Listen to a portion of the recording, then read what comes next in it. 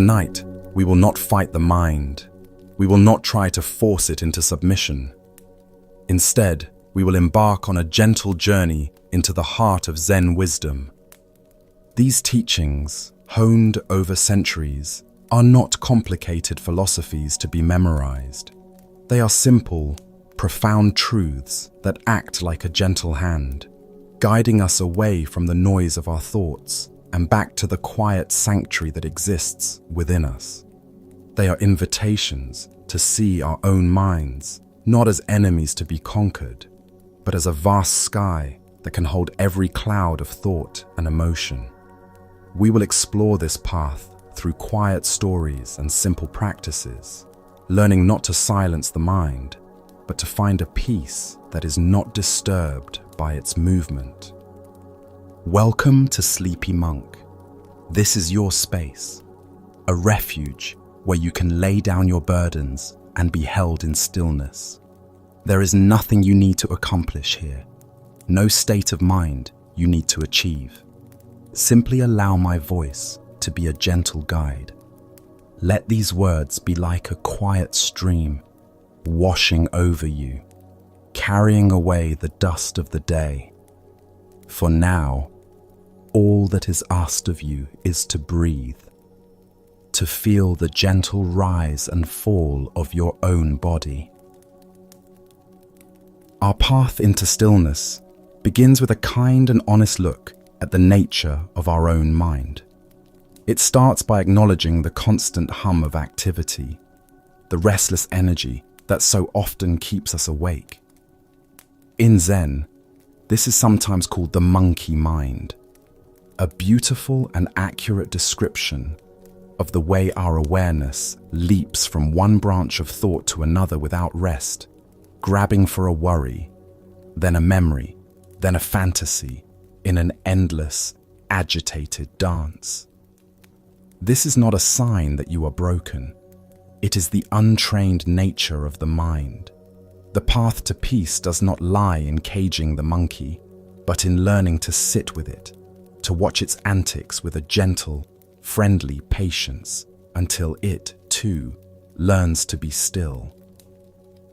There is an old story of a young painter named Kai who lived in a village at the edge of a great, still lake. Kai's one ambition was to paint the perfect reflection of the full moon on the water's surface. He wanted to capture its perfect, silver stillness, its serene and silent light. Each month, on the night of the full moon, he would take his finest brushes and silks down to the shore. But each time, he would be defeated by the slightest imperfection. A gentle breeze would send 1,000 tiny ripples across the water, shattering the moon into a shimmering dance of light. A fish would jump, and the rings of its splash would distort the perfect circle. An insect would land on the surface, sending out subtle tremors. Frustrated, Kai tried to control the lake. He would throw small pebbles into the water, hoping to cancel out the ripples, but this only created more chaos. He would hold his breath, as if his own stillness could command the lake to be still. He grew more and more agitated, and his paintings were tight, frustrated, and lifeless. One night, an old monk who lived in a small temple on the mountainside came down to the shore and saw the young painter's distress. He watched for a while as Kai grumbled at the wind and scowled at the dancing reflection. The monk sat down on a rock beside him. "The water is a very poor student, is it not?" the monk said softly. "It refuses to be still for you." Kai, exasperated, turned to the monk. "Master, how can I capture the moon when the water will not cooperate? How can I find stillness in all this movement?" The monk did not answer directly. Instead, he pointed to the lake. "You are trying to paint the moon," he said, "but you are refusing to paint the water. You see the ripples as a flaw, an enemy to your art. But are they? The shimmering, the dancing, the constant change. That is the water's nature. It is not an obstacle to the moon's reflection. It is the way the water reflects the moon. He then gestured for Kai to put down his brushes. For tonight, the monk said, do not be a painter. Be the lake. Simply sit. Feel the breeze on your skin as the water feels it. When a thought of frustration arises, let it be a ripple. Do not fight it. Do not try to smooth it. Just watch it spread and then dissolve. Watch the thoughts. Watch the water. Watch the moon. Do not try to make them be anything other than what they are. Kai, having no other ideas, did as the monk said. He sat in the quiet darkness, and for the first time, he simply observed. He watched his own thoughts of impatience arise and fade. He watched the water shimmer and move. And in that watching, a deep quietness settled over him.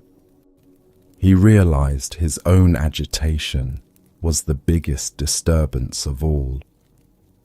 After a long while, the wind died down.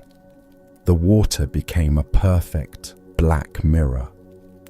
The moon hung in it, silent and perfect. But now, Kai's desire to paint it had changed.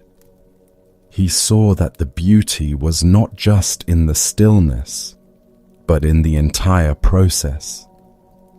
He had found his peace not by forcing the lake to be still, but by allowing his own mind to be.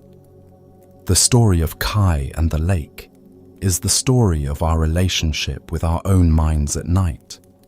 We lie in bed and, like the painter, we demand a perfect stillness. We want a mind that is a flawless mirror so that we can fall asleep. Any thought, any worry, any memory that arises, we see as an enemy, a ripple destroying our peace. We try to force it to be still. We tell ourselves, I have to stop thinking. We try to push the thoughts away, which is like Kai throwing pebbles into the lake. This struggle, this resistance, is what creates the agitation that keeps us awake. The wisdom of Zen invites us to a radically different approach. It asks us to put down our brushes, to let go of our agenda, and to simply become the observer. Your mind is the lake. The thoughts are the ripples. They are not a mistake. They are the natural activity of the mind. They are not an obstacle to your peace. They are simply what the mind is doing in this moment. Peace is found not in the absence of thoughts, but in changing our relationship to them. When we can sit on the shore of our own awareness and watch the ripples of thought come and go, without getting caught in them, without judging them, without needing them to be different, we discover a deep and profound stillness that was there all along. This is the stillness of the observer, the silent, spacious awareness that holds all the mental activity. It is like the vast silent night sky that holds both the moon and the passing clouds. The clouds can never stain the sky. Your thoughts can never stain the pure awareness that is your true nature. To bring this wisdom into your own experience right now, you can practice becoming the gentle observer of your own mind. You do not need to sit in a special posture. You can do this lying here, ready for sleep. The first step is to simply acknowledge what is present. Without judgment, just notice the quality of your mind. Is it busy? Is it calm? Is it worried? Whatever is there, just let it be. There is no need to change it. Next, gently bring your attention to the physical sensation of your breath. Feel the air moving in and feel the air moving out. The breath is your anchor. It is always in the present moment. It is the rock on the shore where you can sit and watch the lake of your mind. Now, as thoughts inevitably arise, your practice is simply to notice them. You don't need to follow them, analyze them, or push them away. You can just label them softly in your mind. A thought about tomorrow arises, and you can gently say to yourself, planning. A memory from today appears, and you can say, remembering. A wave of anxiety washes through, and you can note, worrying. The label is not to judge the thought, but to recognize it as a passing mental event, a ripple on the water. It is a way of seeing the thought without becoming the thought. After you have noted it, gently, kindly guide your awareness back to the anchor of your breath.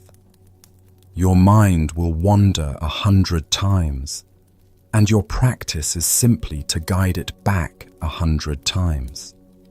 Each time you bring your attention back, you do so with the gentle patience of the old monk.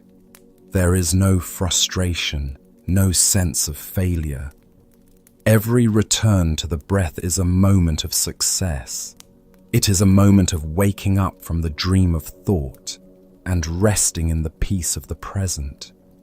Let the thoughts be the clouds, let the breath be your anchor, and let yourself rest as the vast, open sky. Let us pause here for a moment.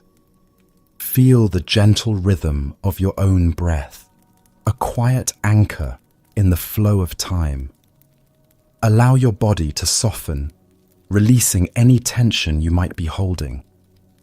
Let the edges of your day melt into this quiet space of rest. We continue our journey by exploring a truth that can feel counterintuitive in our modern world. It is the wisdom of non-doing. Our lives are often built around effort, striving, and achievement. From the moment we wake up, we are in a state of doing, working, planning, organizing, fixing. We are taught that success comes from trying harder. This mindset is so deeply ingrained that we bring it with us to bed. We see sleep not as a natural process of surrender, but as another task to be accomplished, another goal to be achieved. We lie down and we think, I need to fall asleep now, and then we begin to try. This very effort, this striving, is often the very thing that keeps sleep at bay. Zen wisdom invites us to explore the profound power of Wu Wei, or effortless action, the art of letting go of the struggle and allowing things to happen in their own time. In a village known for its skilled woodworkers, there lived a young carpenter named Lin. Lin was strong and ambitious, and he believed that the key to mastery was force and control. When he worked with a piece of wood, he would fight it. If the grain was difficult, he would use all his strength to force his chisel through it. If a board was warped, he would try to clamp it into submission. His workshop was a place of struggle, filled with the sounds of grunting, splintering wood, and frustrated sighs. His work was functional, but it was always rigid, lacking the life and grace of the pieces made by the old master of the village. The old master, whose name was Wei, worked in a small, quiet workshop by the river. He was old and frail, yet his creations were fluid and beautiful. People said he did not carve the wood, but simply revealed the shapes that were already hiding within it. One day, Lin, humbled by another day of fighting a stubborn piece of oak, went to watch the master work. He was astonished. Wei seemed to exert almost no effort. His hands moved in a slow, patient dance with the wood. He would spend a long time just holding a piece of timber, feeling its weight, tracing its grain with his fingers, as if he were listening to it. His chisel did not seem to cut the wood, but to follow a path that the wood itself offered. "Master," Lin said, "I use all my strength, and my work is clumsy. You use almost no strength, and your work is alive. What is your secret?" Wei smiled and put down his tools. He picked up 2 small sticks from the floor. "This," he said, holding up one stick horizontally, "is your will. And this," holding the other stick vertically, "is the will of the wood, the way it grew, its own nature. You try to force your will directly against the wood's will," he said, pressing the 2 sticks together in a cross shape. "There is much effort, much resistance, much splintering." Then he took the stick representing his will and laid it alongside the stick representing the wood, pointing in the same direction. "I do not place my will against the wood," he said softly. "I listen to the wood. I learn its nature, its strengths, its weaknesses. And then I place my will alongside its own. We travel in the same direction. There is no struggle. The wood shows me how it wants to be shaped, and I simply help it along. The art is not in forcing, but in listening and aligning." The old master's wisdom is the very heart of the practice of falling asleep. Sleep, like the grain of the wood, has its own nature, its own will. It is a natural process of the body and mind, a state of deep surrender. It cannot be forced by our will. The more we try to clamp it down and control it, the more it resists. When we lie in bed, our minds buzzing with the command, "Sleep now," we are pressing our will against the natural flow. This creates tension, anxiety, and a state of hyper-arousal that is the exact opposite of the state required for sleep. We check the clock, calculating how many hours we have left. We get frustrated with our own minds. We are at war with the present moment, trying to force a future state of being to arrive. This is the struggle of Lin in his workshop. The wisdom of non-doing invites us to become like the Master Wei. It invites us to stop fighting and start listening. It asks us to align ourselves with the natural process of rest, rather than command it. This means letting go of the goal of falling asleep. It sounds paradoxical, but the moment we release the desperate need to sleep is often the moment the door to sleep can finally open. This is a profound act of trust. It is trusting that your body knows how to rest. It is trusting that if you simply create the right conditions, a quiet room, a comfortable bed, and a mind that is at ease, sleep will arise naturally, in its own time. The art is not in trying to sleep, but in letting go of everything that stands in the way of sleep.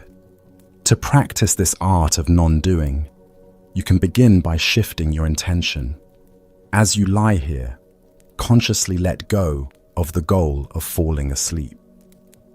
Replace it with the simple intention to rest. Resting is something you can do. Sleeping is something that happens. Let your only job for the next little while be to rest your body and mind as best you can. Begin with the body.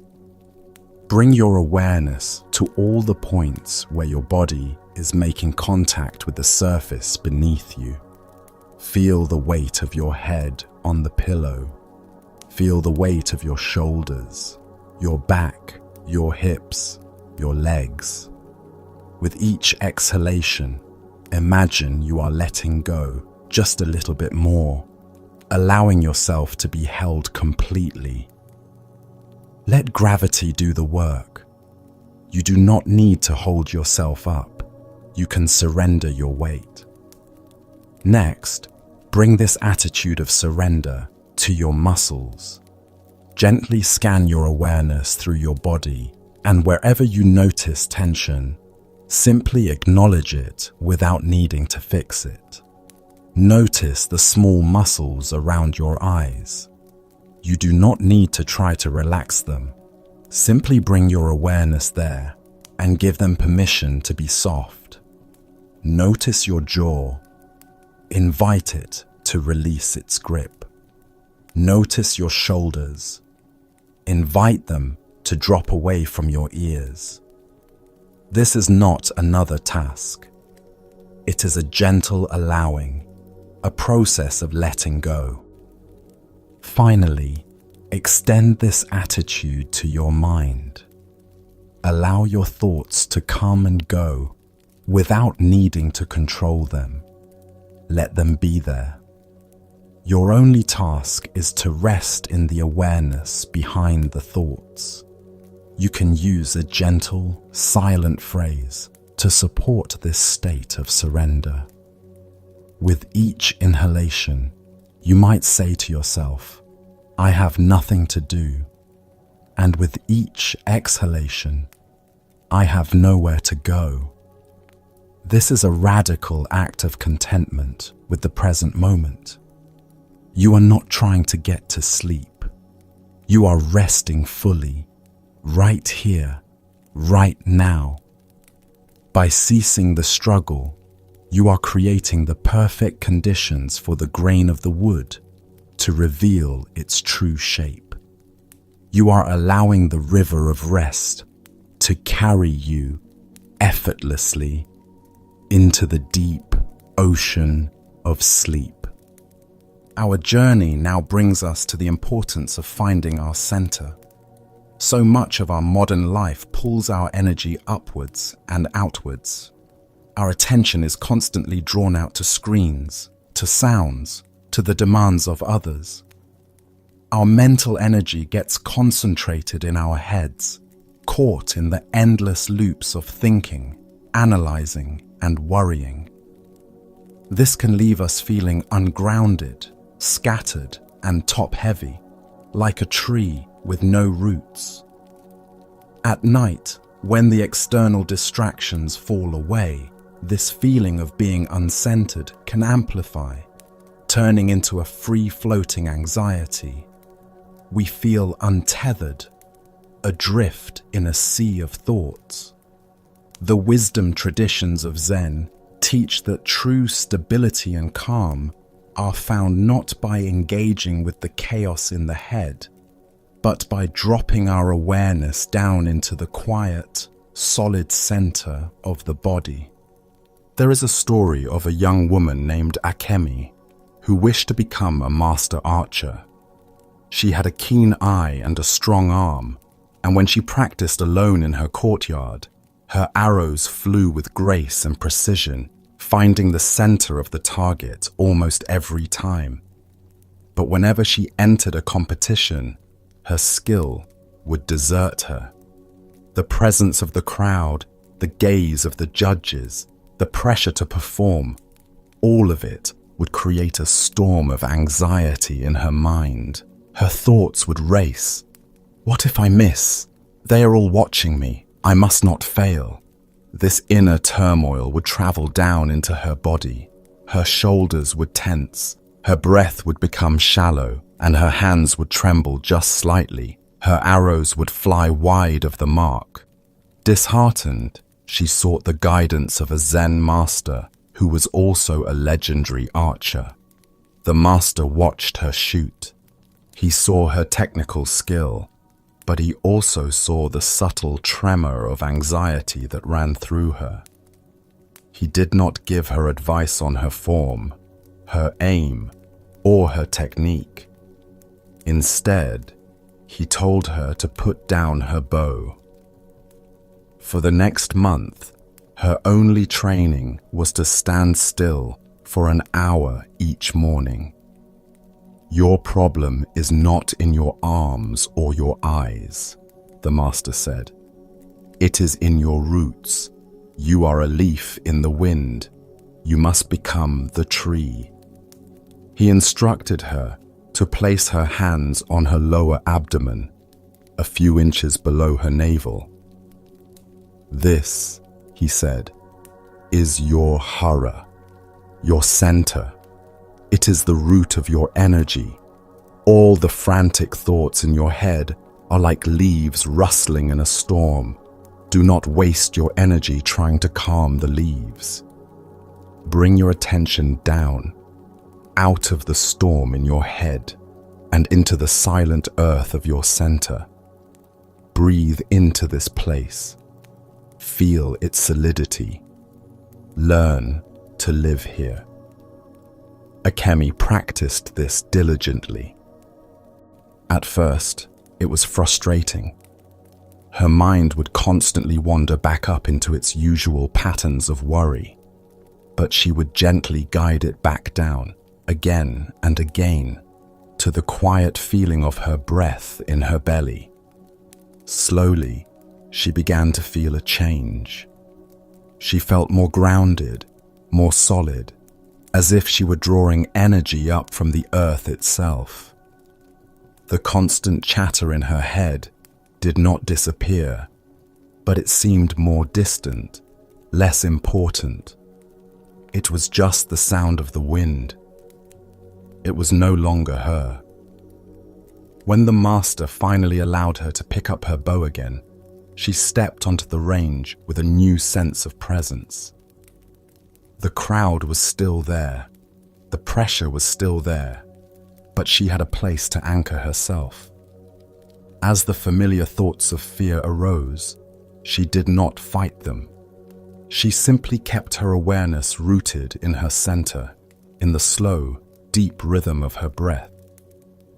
She drew the bow, her arms relaxed, her mind quiet, her energy coming from that deep, stable place. The arrow flew, silent and true, and buried itself in the very center of the target. Akemi's journey from the head to the hara is the journey we are all invited to take, especially when we are seeking rest. The storm of anxiety, the endless what-ifs, the replaying of conversations. This is the chaos of the leaves. We cannot think our way to peace. Trying to solve anxiety with more thinking is like trying to put out a fire with oil. It only adds more fuel. The wisdom of Zen offers a direct and powerful alternative. Shift the location of your awareness. Drop your attention out of the spinning mind and into the felt sense of the body, specifically into this physical center of gravity. This center, or hara, is a place of immense stillness and power. It is not a concept or an idea. It is a direct, physical experience. When you rest your attention here, your breath naturally deepens. Your nervous system begins to calm down. You feel heavier, more stable, more connected to the earth. This practice does not eliminate the thoughts, but it takes away their fuel. By unhooking your awareness from the storyline of your worries, and anchoring it in the simple physical reality of your body, the thoughts lose their power over you. They may continue to rustle, but you are no longer a leaf being tossed about by them. You are the tree, rooted, grounded, and unshakably present. This shift from thinking to feeling is one of the most direct paths to the deep calm that precedes sleep. To begin cultivating this connection to your center, you can practice a simple grounding meditation right now. As you lie here, if it feels right, you can gently place one or both of your hands on your lower abdomen. This physical touch can help guide your awareness. Now, begin to direct your breath into this space. As you inhale, imagine the breath traveling all the way down, beneath your hands, filling your belly like a soft balloon. As you exhale, feel the gentle falling, the release. Don't force the breath. Just create a gentle invitation for it to deepen. Feel the warmth from your hands sinking into your body. Feel the gentle, rhythmic movement under your hands. Let this be the entire focus of your attention. Your mind will surely wander back up into thought. When it does, notice this without any criticism. Acknowledge the thought, and then gently, patiently, guide your awareness back down to the feeling of warmth and movement in your center. You can imagine that with every exhalation, you are sinking a little deeper into the mattress, becoming heavier, more solid. You can visualize a small, warm, heavy ball of golden light in your hara, an anchor of calm and stability. When a wave of worry or a distracting thought passes through your mind, imagine it is just a cloud high up in the sky. You are not the cloud. You are resting deep below, rooted to the earth, grounded in the quiet, stable center of your own being. Let this feeling of groundedness be your refuge tonight. There is no need to go anywhere or solve anything. Simply rest here at your core and let the world spin on without you for a while. Having found a sense of groundedness in our center, we can now look at the contents of our minds with a softer, kinder gaze. So often, what keeps us awake at night is the voice of our own inner judge. As the world goes quiet, this internal critic can become loud, replaying the day's events and pointing out every mistake, every perceived failure, every moment we fell short of our own ideals. We lie in bed and audit our performance, holding ourselves up to a standard of perfection that we would never demand of a friend. This relentless self-criticism is exhausting. It creates a state of internal conflict that is the enemy of rest. Zen wisdom offers a powerful antidote to this poison of perfectionism. It is the gentle and profound teaching of wabi-sabi, the art of finding beauty in the imperfect. There is a story told of a young potter named Kenji who was obsessed with perfection. He worked tirelessly at his wheel, his brow furrowed in concentration, his goal to create the perfect tea bowl. For him, this meant a bowl that was flawlessly symmetrical, with a smooth, unbroken glaze and a weight that was perfectly balanced. He was a gifted craftsman, but his obsession was his torment. For every bowl he kept, he would smash 100. The slightest wobble in the rim, the tiniest bubble in the glaze, the faintest trace of an unintended fingerprint, and he would cast the piece aside in disgust. His workshop floor was a graveyard of his own high expectations. One day, the most respected tea master in the province announced he was passing through the village. It was a great honor. The village elder asked Kenji to create a bowl worthy of being used by the master. This was the chance Kenji had been waiting for, the ultimate test of his skill. He threw himself into his work with a desperate intensity. For weeks, he barely ate or slept. He made bowl after bowl, each one more technically perfect than the last, but none of them felt right. They were cold, sterile, lacking a soul. The day before the master's arrival, in a fit of despair, Kenji smashed his latest, most perfect creation. He had nothing left. Sitting among the shards, utterly defeated, his eyes fell upon a bowl he had discarded weeks earlier. It was a simple, humble bowl he had made absent-mindedly at the end of a long day. It was deeply imperfect. One side was slightly higher than the other, and a small, dark crack had appeared in the glaze during the firing, a mark he had previously seen as an unforgivable flaw. But now, in his state of surrender, he saw it differently. He saw the gentle curve of the lopsided rim. He saw the way the crack gave the bowl a history, a story. It felt real. It felt alive. Having no other choice, he humbly presented this imperfect bowl to the tea master the next day. The master accepted the bowl, held it in his hands, and was silent for a long time. He turned it over and over, his thumb gently tracing the line of the small crack. Kenji held his breath, expecting to be shamed, but then the master looked up, and his eyes were filled with a deep appreciation.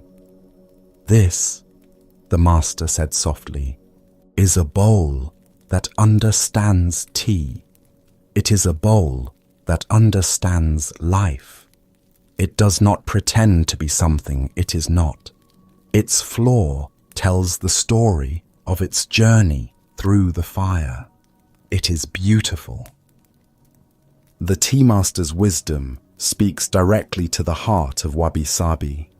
It is a worldview that finds beauty not in sterile perfection, but in the authentic, humble, and transient nature of life itself. A wabi-sabi heart sees the beauty in a weathered stone, a gnarled old tree, or a tea bowl with a crack. It understands that these imperfections are not signs of failure. They are marks of existence, signatures of time, testaments to a life that has been lived. We are so often like the young potter Kenji, obsessed with our own perfection. We try to present a flawless version of ourselves to the world. We hide our cracks, our vulnerabilities, our perceived flaws. And at night, our inner critic torments us for every part of ourselves that does not match this impossible ideal. This creates a constant, low-level war within us. The teaching of wabi-sabi is an invitation to lay down our arms.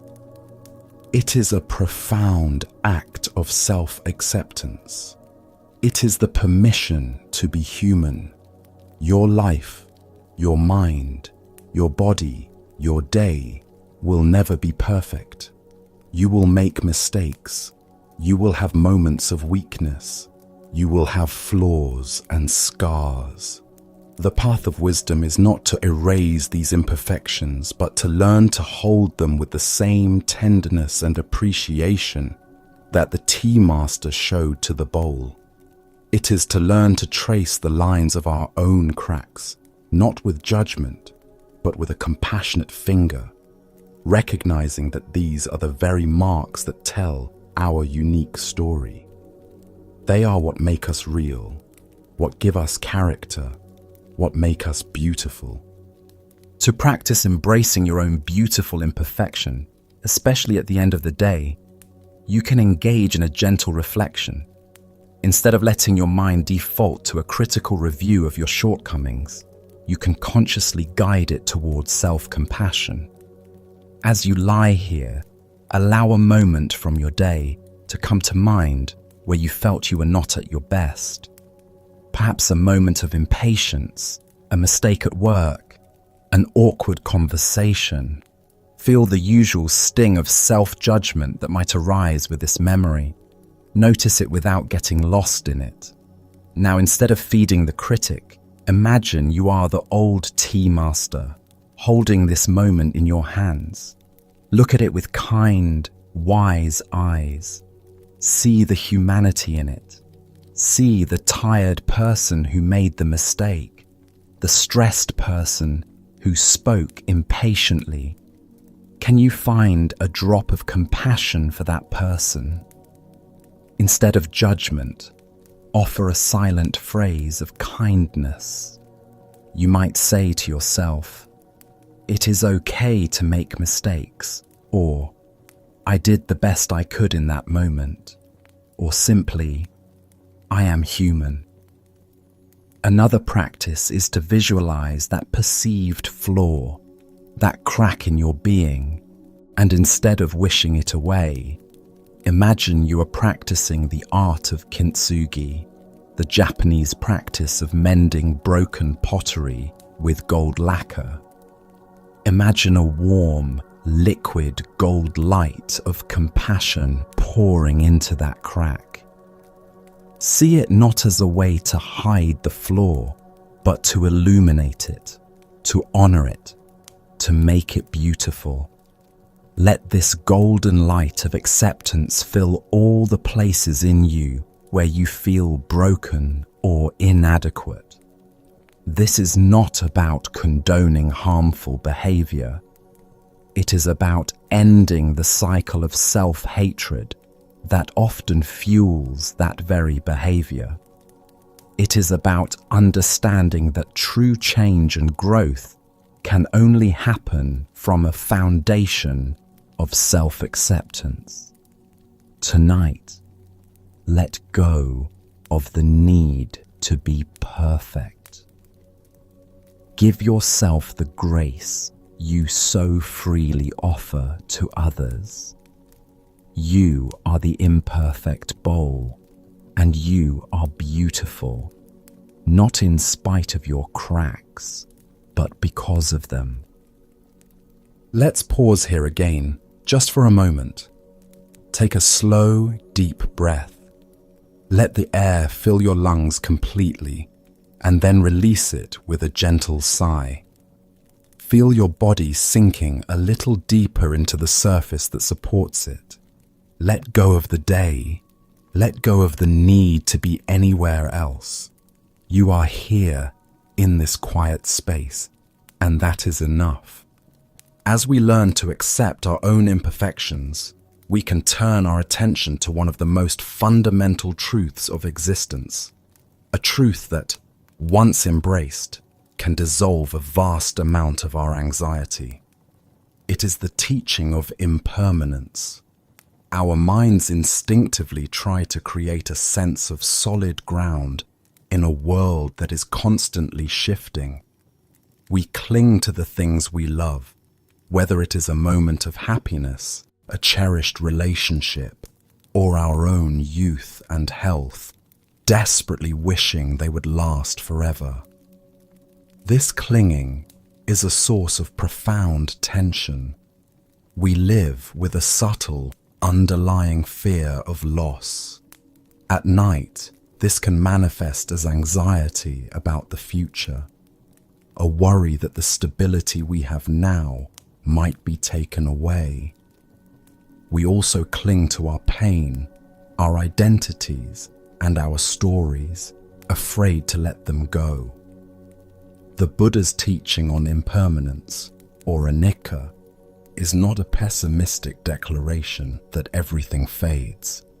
It is a liberating invitation to stop resisting the natural, graceful flow of life. There is a tale of a great king who possessed an empire of immense wealth and power.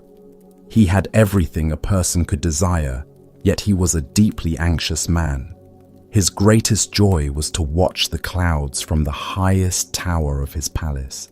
He loved their magnificent shapes, their brilliant colors at sunrise and sunset.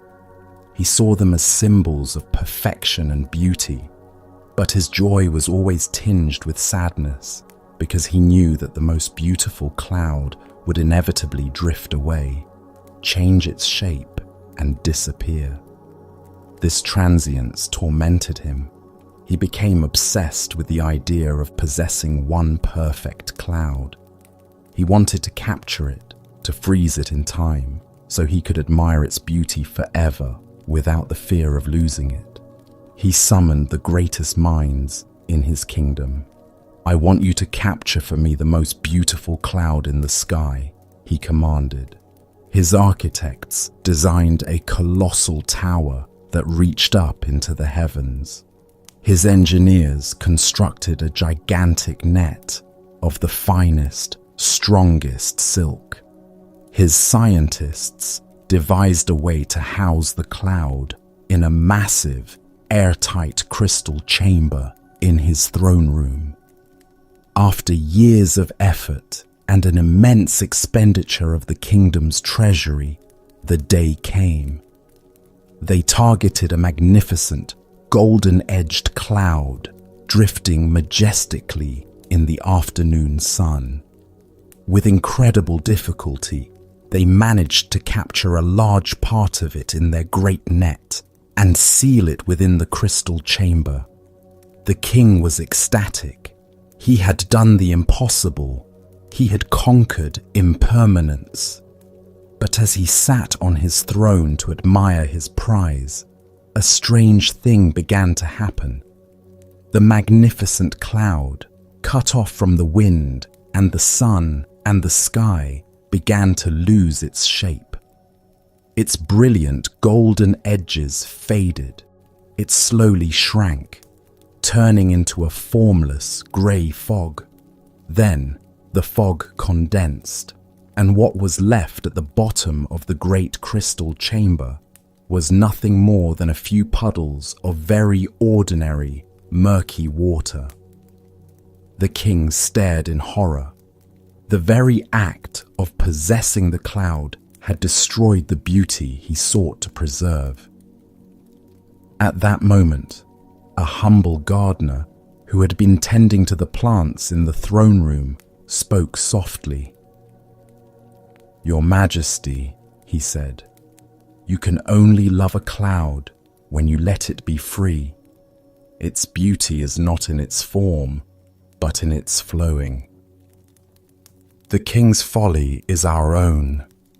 We all try, in our own ways, to capture the clouds of our experience and seal them in a crystal box.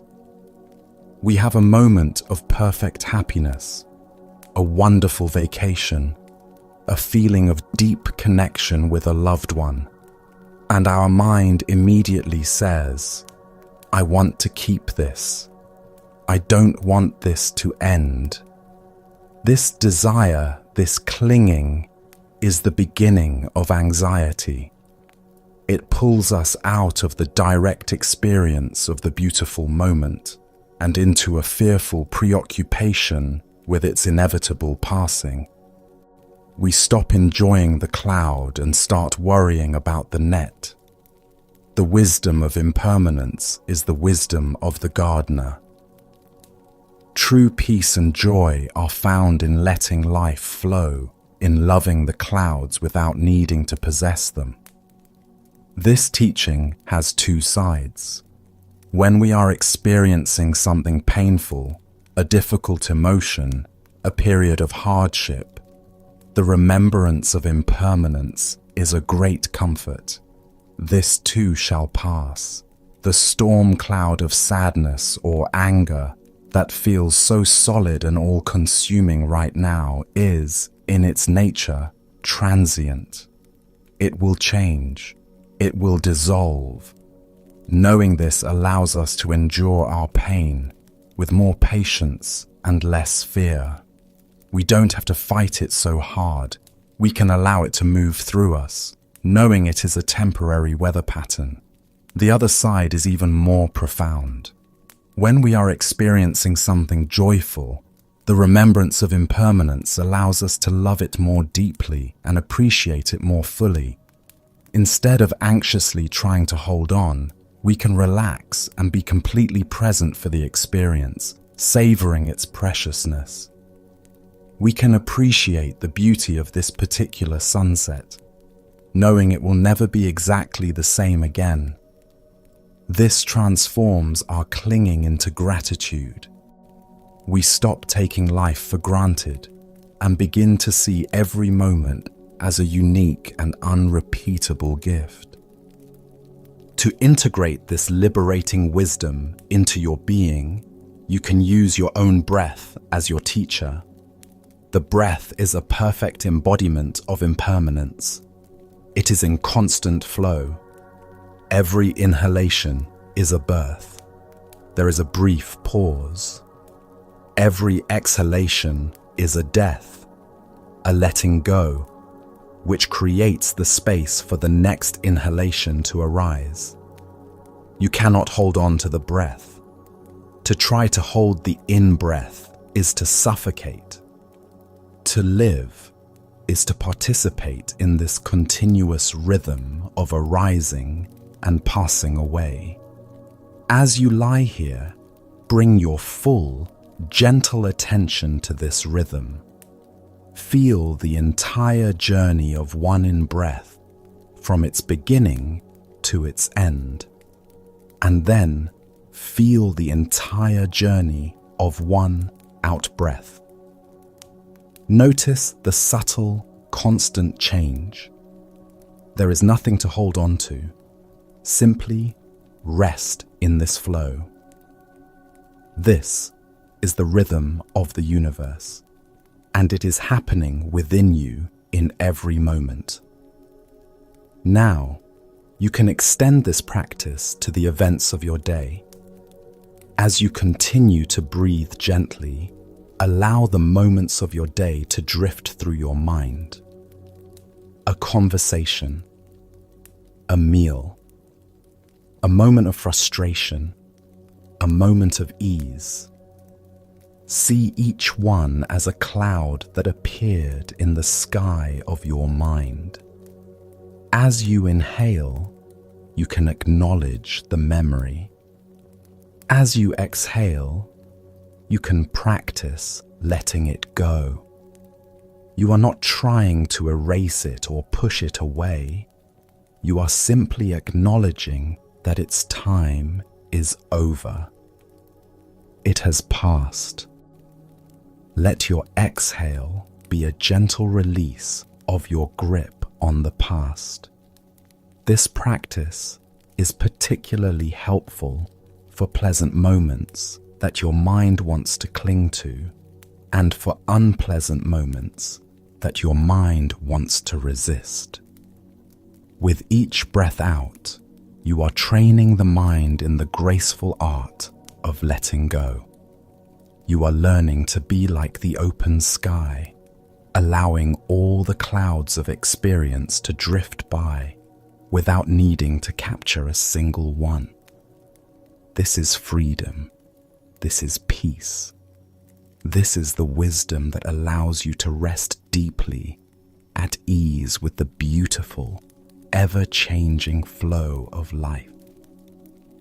As we come to accept the flowing, impermanent nature of our experience, we are led to an even more subtle and profound insight. We often feel overwhelmed by our own minds. The sheer volume of thoughts, memories, worries, and plans can feel like a dense, crowded, and sometimes suffocating inner world. We experience our thoughts as being very solid and very real, and most importantly, we experience them as being me. We believe that we are the thinker of the thoughts, the voice in our head. This identification can make us feel trapped, as if we are locked in a small room with a relentless commentator. Zen practice invites us to question this assumption, to look for the space behind the content, the silence that holds the noise. This is the gateway to understanding the liberating wisdom of emptiness. There is a story of a young apprentice who wished to learn the art of calligraphy from a great Zen master. The apprentice, named Ren, was taught to draw the enso, a circle drawn in a single, fluid brushstroke. In Zen, the enso symbolizes the universe, enlightenment, and the void. Ren practiced for months, but he was frustrated. He was completely focused on the brush, the ink, the line. He tried to control every aspect of the stroke to make a perfect, closed, solid black circle. His circles were always stiff, heavy, and lifeless. They looked less like symbols of the universe and more like black cages. One day, the master came to watch him practice. He saw the tension in Ren's shoulders, the tight grip on his brush, the intense focus on the black ink. The master took a fresh piece of paper. He did not pick up a brush. He simply sat and looked at the clean, white expanse of the paper. "Ren," he said, "you are trying to draw a circle. All your attention is on what you are adding, on the ink. You are ignoring what is already here." He gestured to the empty page. "This is not nothing. This is not a void to be filled. This is a living space. The ink does not create the circle. The ink simply reveals the circle that is already possible within this space. The circle is made just as much of the paper inside it and the paper outside it as it is of the ink. The ink gives it a form, but the emptiness gives it a life. Stop trying to paint a thing and instead learn to feel the space. The space is not your enemy, it is your partner." Ren was puzzled, but he trusted his master. He stopped practicing his strokes, and instead, for many days, he would simply sit and meditate on the empty paper. He learned to feel the vast, silent potential in that white space. When he finally picked up his brush again, his intention had shifted. He was no longer trying to impose a black line onto a page. He dipped his brush, and with one deep, centered breath, he allowed a circle to emerge from the silence. The stroke was fluid, effortless, and alive. And for the first time, his circle was not a cage, but a window into a vast, open universe. The apprentice's discovery is a profound metaphor for the practice of meditation and the discovery of inner peace. Our thoughts, worries, and emotions are the ink strokes. We are usually completely identified with them. We believe they are solid, real, and that they define who we are. We feel crowded and trapped by their constant activity. The wisdom of shunyata, or emptiness, is the master's advice to feel the space. Emptiness in this context does not mean a nihilistic nothingness. It means that our thoughts and feelings are empty of a solid, independent existence. They are like the ink stroke. They cannot exist without the paper, the silent, spacious consciousness in which they appear. This consciousness, this awareness, is like the empty space on the page. It is always here, silent, vast, and peaceful, underneath and around all the noise of our thinking. It is never disturbed by the content of our minds, just as the paper is not truly damaged by the ink. Peace does not come from trying to stop the thoughts, from trying to wipe the page clean. Peace comes from shifting our attention, our sense of identity, from the ink strokes of thought to the vast, open paper of awareness itself. When we realize that we are not the thoughts, but the space in which the thoughts are happening, a profound sense of freedom arises. We are no longer trapped inside the black circle of our worries. We are the entire page, holding it all with a quiet, spacious ease. To experience this for yourself, you can practice shifting your attention from the content of your mind to the context that holds it. This is a subtle but powerful practice. Begin by becoming aware of the sounds around you, perhaps the hum of a fan, a distant car, or the sound of your own breathing. These sounds are like the ink strokes. Now see if you can listen not just to the sounds, but to the silence out of which the sounds are arising. Can you sense the vast field of quiet that is allowing these sounds to be heard? That silence is always here. You don't have to create it, you just have to notice it. Now, turn this same form of listening inward.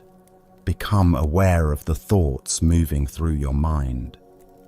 See them as inner sounds or images. They are the content. Now, can you become aware of the silence that is behind your thoughts? Can you get a sense of the quiet, still awareness that is witnessing these thoughts? When a thought ends, before the next one begins, there is a tiny gap, a moment of pure silence. Can you notice that gap? Can you rest in it even for an instant? This is not about trying to make the gaps longer or trying to stop your thoughts. It is simply about becoming more interested in the space than in the furniture. You can use a gentle inquiry. As a thought arises, you can ask yourself, what is it that is aware of this thought? Don't look for a verbal answer.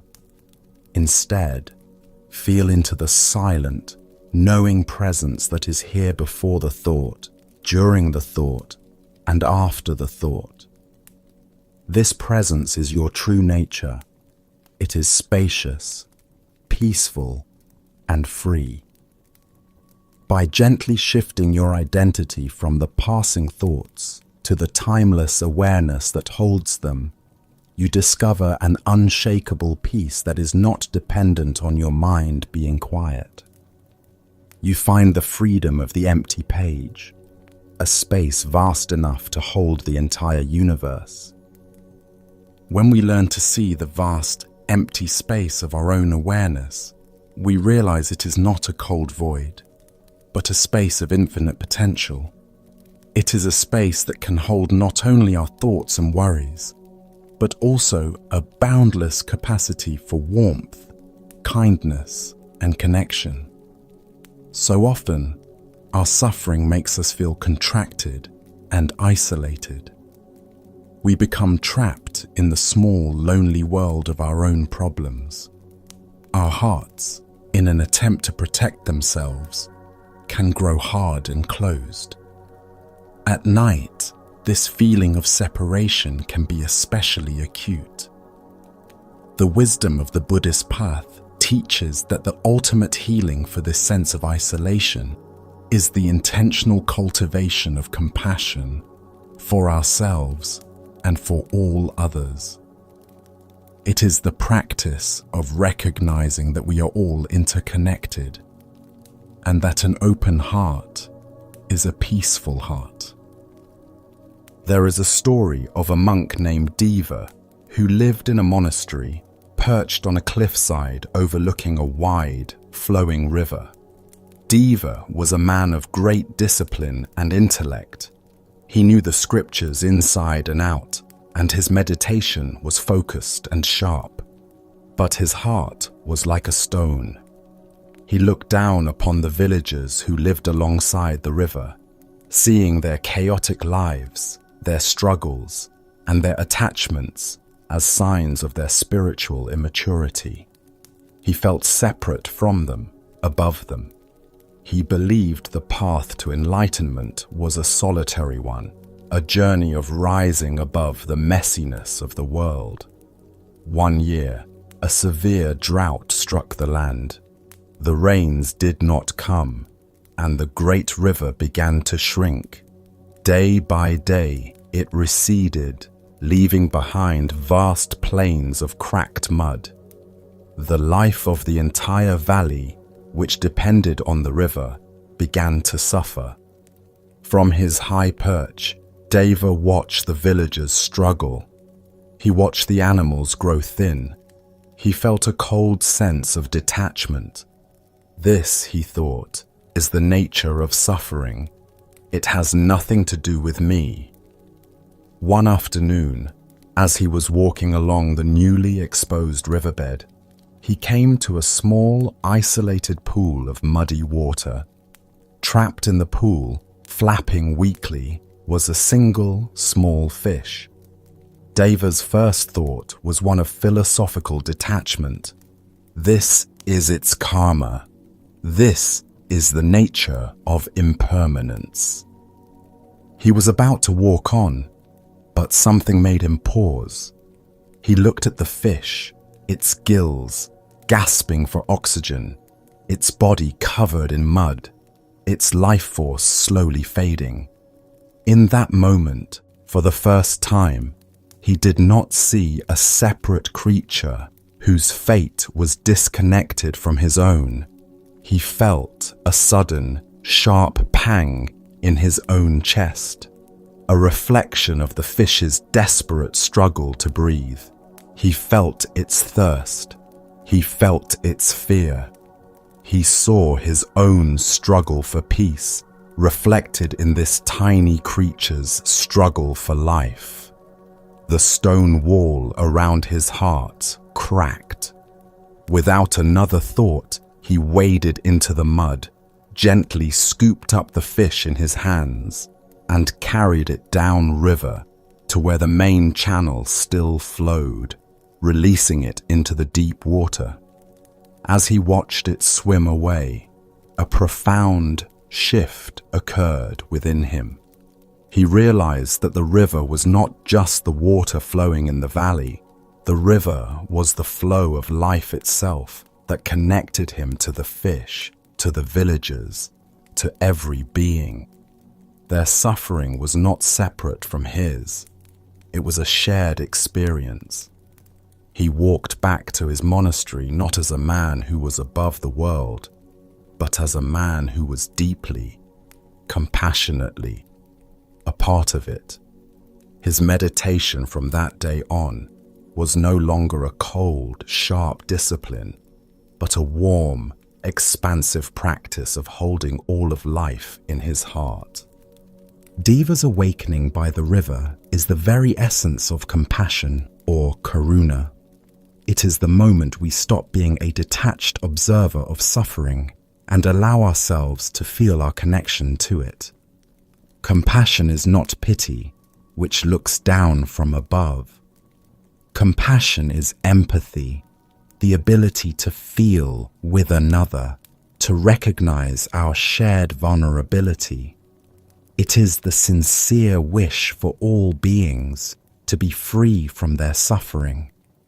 This profound state of heart is often paired with its close sibling, metta, or loving kindness, which is the sincere wish for all beings to be happy and well. Together, they are the two wings of the bird of awakening. The intellect and wisdom are one wing, but without the other wing of compassion, we cannot fly. This practice is the most powerful antidote to the states of mind that keep us from rest, fear, anger, judgment, and loneliness.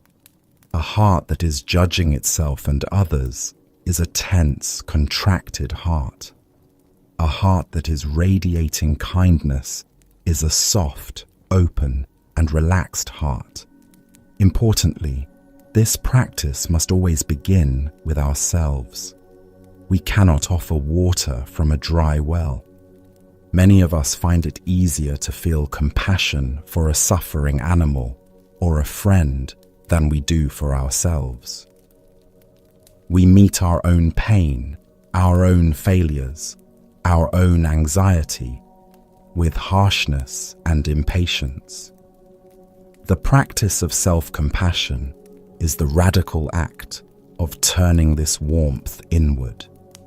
It is learning to hold our own suffering with the same tenderness we would offer to a loved one.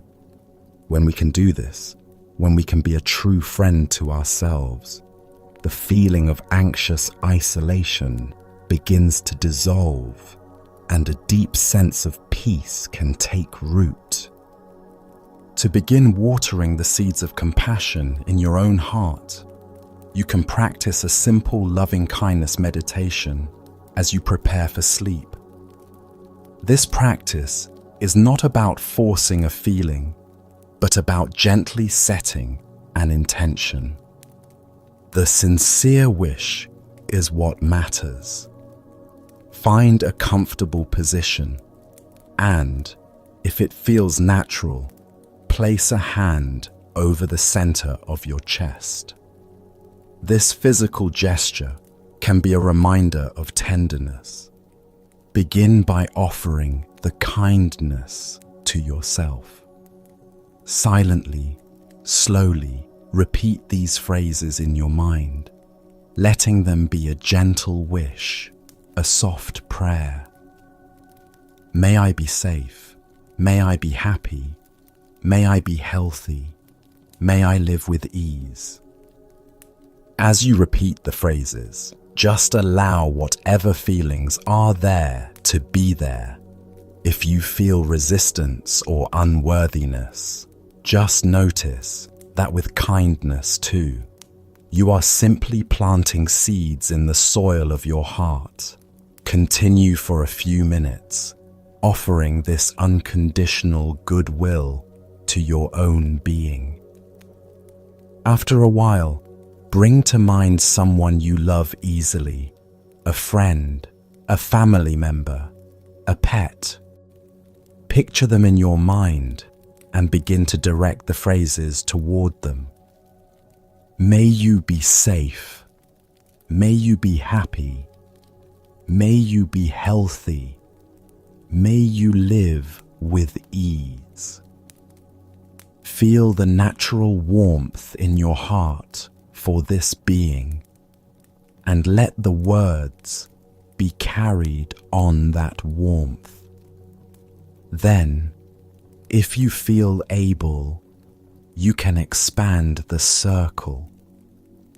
You can bring to mind a neutral person, perhaps a neighbor or a co-worker.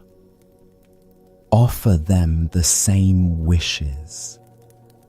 Then you can think of all the people in your home, in your city, in your country. Finally, you can extend this wish to all beings everywhere, without exception. May all beings be safe. May all beings be happy. May all beings be healthy. May all beings live with ease. This practice gently dissolves the walls of separation we build around our hearts. It connects us to our shared humanity and our shared wish for peace. It is a soft and gentle way to fall asleep, wrapped not in the cold blanket of worry, but in the boundless warmth of an open and loving heart. Let us pause for a moment. Feel the quiet presence in the center of your chest. Let your breath be soft. Allow your heart to feel spacious and at ease. You are held in a great web of kindness. You are not alone. Having opened our hearts, we can approach our minds with a new sense of possibility. Often, our inner world can feel like a chaotic wilderness, a tangled jungle of thoughts and emotions over which we have no control. We feel we are at the mercy of whatever mood or worry happens to arise, especially in the vulnerable quiet of the night. This feeling of helplessness is a great source of anxiety. But the Buddha's teachings offer a different perspective. They teach that we are not the helpless victims of our minds. We are its gardeners. We may not be able to control the weather or stop every weed seed from blowing in on the wind, but we absolutely have the power to cultivate the soil, to nourish the plants we wish to grow, and to gently remove the weeds that choke the life from the garden. This is the practice of cultivating skillful states of mind. Our mind is this royal garden. The unskillful states of mind, what the Buddha called akusala, are the thorny weeds. These are states like anger, resentment, jealousy, greed, and anxiety. They are called unskillful, not because they are morally evil, but because, quite simply, they lead to suffering for ourselves and for others. They create a thorny, painful inner landscape. The skillful states, or kusala, are the beautiful flowers and fruit trees. These are states like kindness, compassion, generosity, patience, gratitude, and calm. They are called skillful because they lead directly to happiness, peace, and well-being. Just like the young queen, we can often feel that our minds are hopelessly overgrown with the weeds of worry and fear. We feel that we are engaged in an endless, exhausting battle against them. The wisdom of the gardener teaches us a more skillful way. We must learn to recognize the difference between the weeds and the flowers in our own minds, and our practice becomes twofold. We gently and patiently learn to withdraw our energy and attention from the weeds. A worry about the future is a thorny weed. When we notice it, instead of getting entangled in its story and watering it with our focused attention, we can gently acknowledge it and then turn our minds elsewhere. This is like pulling the weed. It is not an act of aggression, but a simple and firm act of non-engagement. But even more powerfully, we must actively nourish the flowers.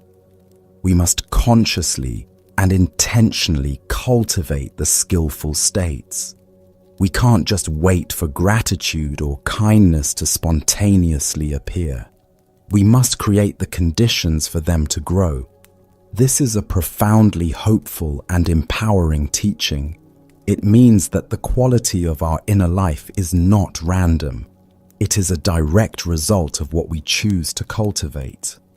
To practice being a wise gardener of your mind as you settle into rest, you can use a simple two-step process. The first step is to gently pull a weed.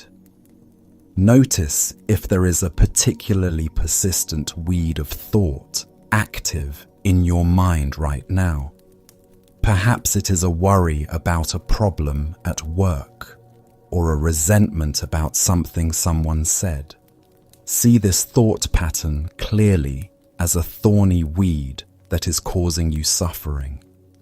You do not need to fight it or hate it. Simply see it for what it is. Then make a conscious, gentle choice not to water it. Withdraw your attention from its storyline. You can say to yourself, "This is not a helpful path for my mind to take right now. I will not follow it." You might have to do this many times, just as a gardener has to pull the same type of weed over and over. Be patient and kind with yourself. The second and more important step is to consciously water a flower. Actively bring to mind something that represents a skillful state. The easiest and most powerful practice for this is gratitude. Scan through your day and find one small thing for which you can feel genuinely grateful. It does not have to be something big. It could be the taste of your morning coffee, a kind word from a friend, the feeling of the sun on your skin, or simply the comfort of your own bed right now. Hold this small memory in your mind. Don't just think about it. Allow yourself to feel the feeling of gratitude in your body. Let it be a warmth in your chest, a softening in your face. Water this seed of gratitude with your full attention for a minute or two. This simple act does more than just distract you from your worries. It actively changes the environment of your mind. It shifts you out of a state of lack and anxiety and into a state of sufficiency and peace. It creates the rich, fertile soil from which a restful night's sleep can grow. You are the gardener. You have the wisdom and the power to cultivate a garden of deep peace within your own heart and mind. The journey we have taken so far, from observing the mind to cultivating the heart, leads us to a central and most vital sanctuary of peace. So much of our inner turmoil arises from one simple fact. We are very rarely ever fully present. Our minds are constantly living in one of two places, the past or the future. We drift into the past, replaying conversations, nursing old hurts, or dwelling on moments of regret. Or we project ourselves into the future, rehearsing for challenges, worrying about what might go wrong, or spinning out endless plans. We are almost never simply here, in this present moment, which is the only place life is actually happening. This constant time travel is the root of so much of our anxiety. But Zen practice offers a profound and simple refuge. It is the discovery that the present moment, when we truly arrive in it, is a gateless gate, a direct doorway into the land of tranquility we have been searching for all along. There is a Zen tale of a man who spent his entire life searching for the legendary gate of tranquility. The ancient scriptures said that beyond this gate lay a hidden kingdom where there was no suffering, no anxiety, and no fear, only a state of perfect, unshakable peace. The man's quest became his life's obsession. He studied old maps, he interviewed sages, and he journeyed to the farthest corners of the earth. He climbed treacherous mountains, crossed vast deserts, and sailed across stormy seas, always looking for this magnificent mythical gate. He imagined it would be made of shimmering jade and inlaid with gold, standing between two great peaks. Years turned into decades, and the man grew old and weary. His hope began to fade. One day, his journey led him to a small, simple hut on a remote mountainside. In the hut lived a wise old hermit. The traveler, his back bent with age and his heart heavy with disappointment, told the hermit his story. "I have spent my whole life searching for the gate of tranquility," he said, his voice cracking with emotion. "I have failed. Can you please tell me where it is before I die?" The old hermit looked at him with eyes full of compassion. He said nothing, but simply gestured for the man to sit. He prepared a pot of tea with slow, mindful movements. He poured a cup and handed it to the traveler. "Tell me," the hermit said softly, "what do you feel in your hands right now?" The traveler, surprised by the question, focused his attention on his hands for the first time in a long time. "I feel the warmth of the cup," he answered. "Good," said the hermit. "And what do you hear?" The traveler listened.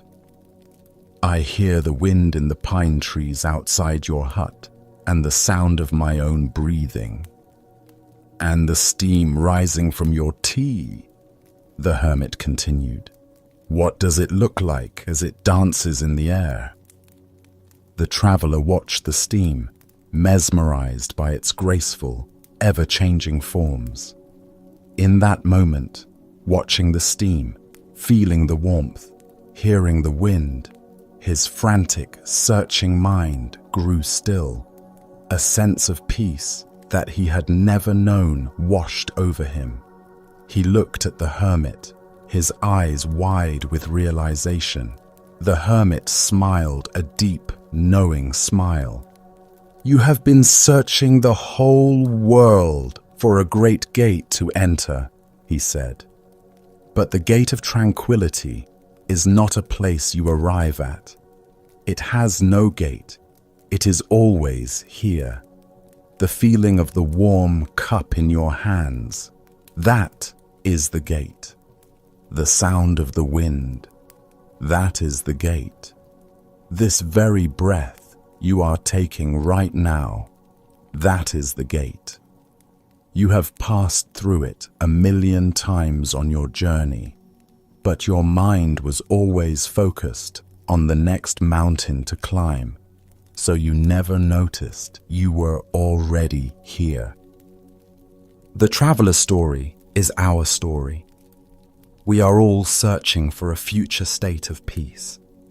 We believe that tranquility will arrive later, when we solve our money problems, when we fix our relationships, when we achieve our goals, when we finally get a good night's sleep.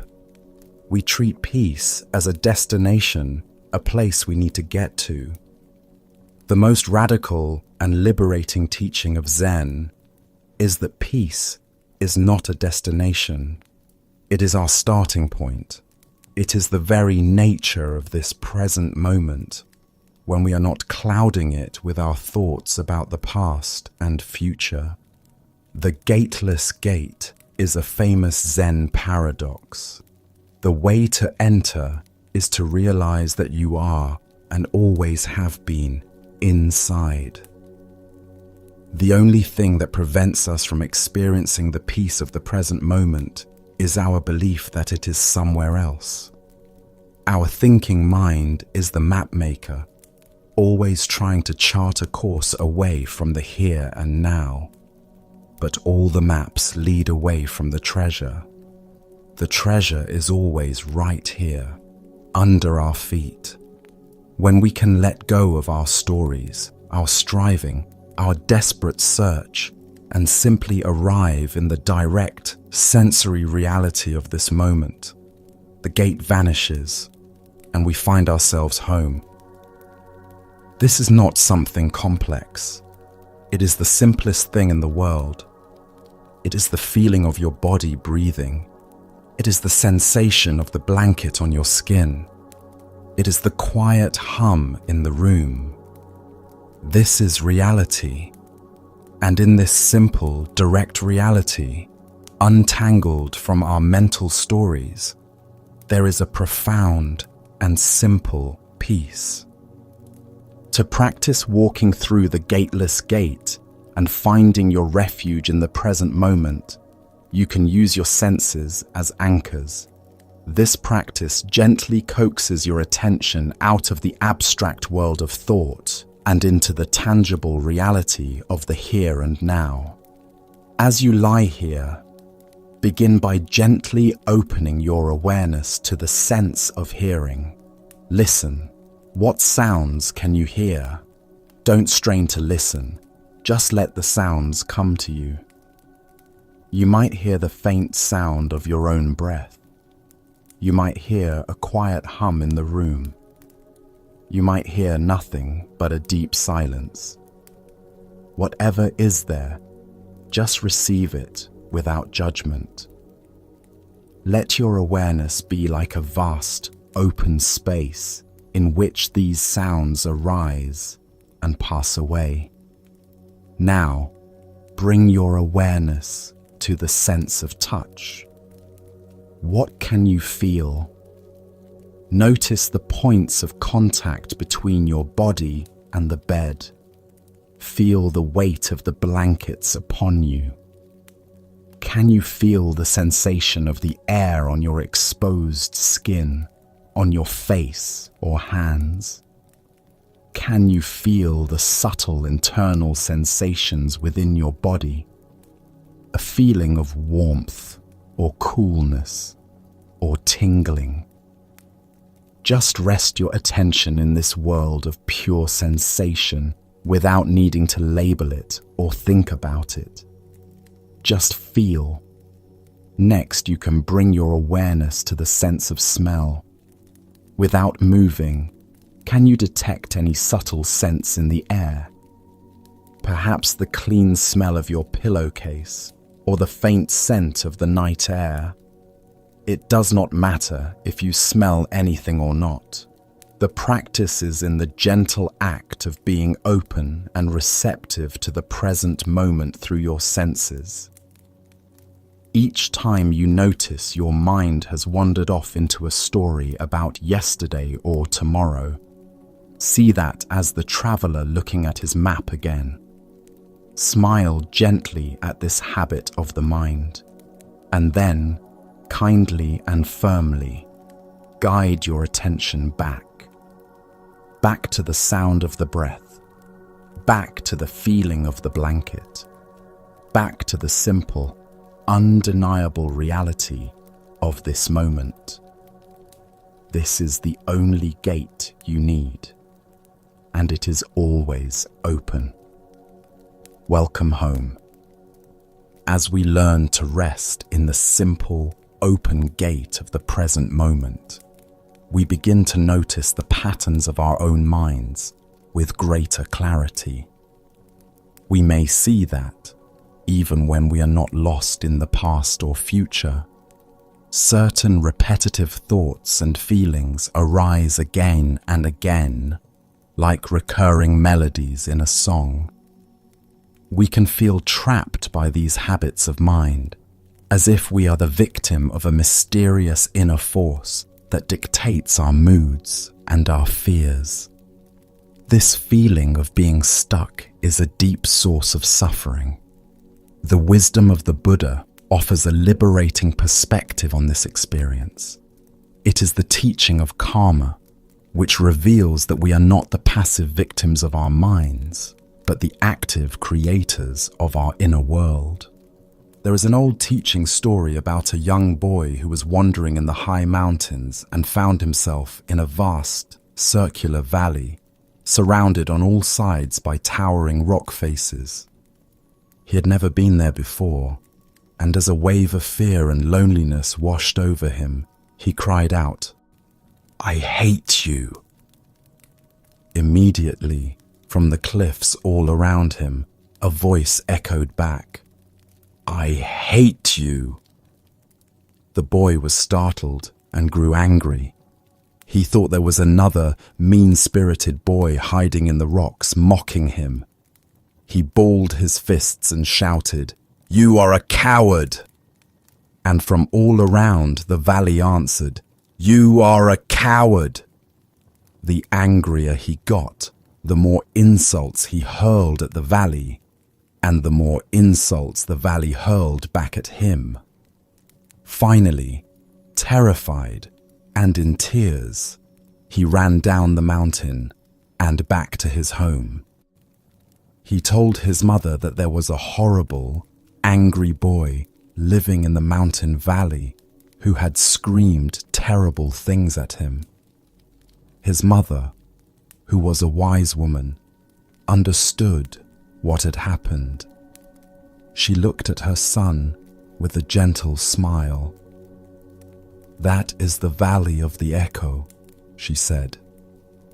"The valley has no anger of its own. It only holds what is given to it and gives it back to you. The anger you heard was your own. Go back tomorrow, but this time, when you enter the valley, I want you to shout something different. I want you to shout, 'I love you.'" The boy was skeptical, but he trusted his mother. The next day, he returned to the valley. Taking a deep breath, he shouted, "I love you!" And from all around, 100 voices seemed to sing back to him, "I love you." He was filled with a sense of wonder and joy. He had discovered the secret of the valley. He realized he was not a victim of its voice. He was its source. This story is a perfect illustration of the law of karma. Karma is perhaps one of the most misunderstood teachings from the East. It is not a system of cosmic reward and punishment managed by some external judge. It is simply the natural law of cause and effect, as simple and as impersonal as the law of an echo. The valley is your mind. The words you shout are your intentions, your thoughts, and your actions. The echo is the result, the quality of your experience.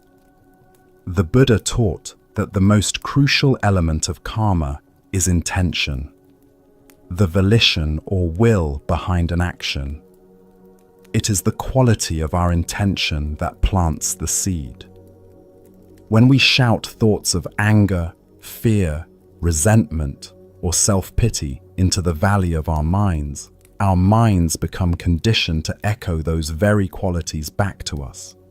We create mental habits, neural pathways that make it easier and easier for those same thoughts and feelings to arise in the future.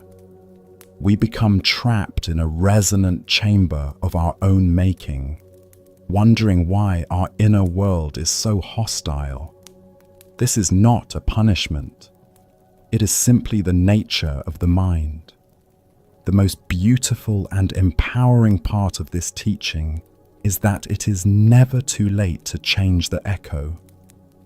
In any given moment, no matter how much negativity has been echoed in the past, we have the power to shout a new word into the valley.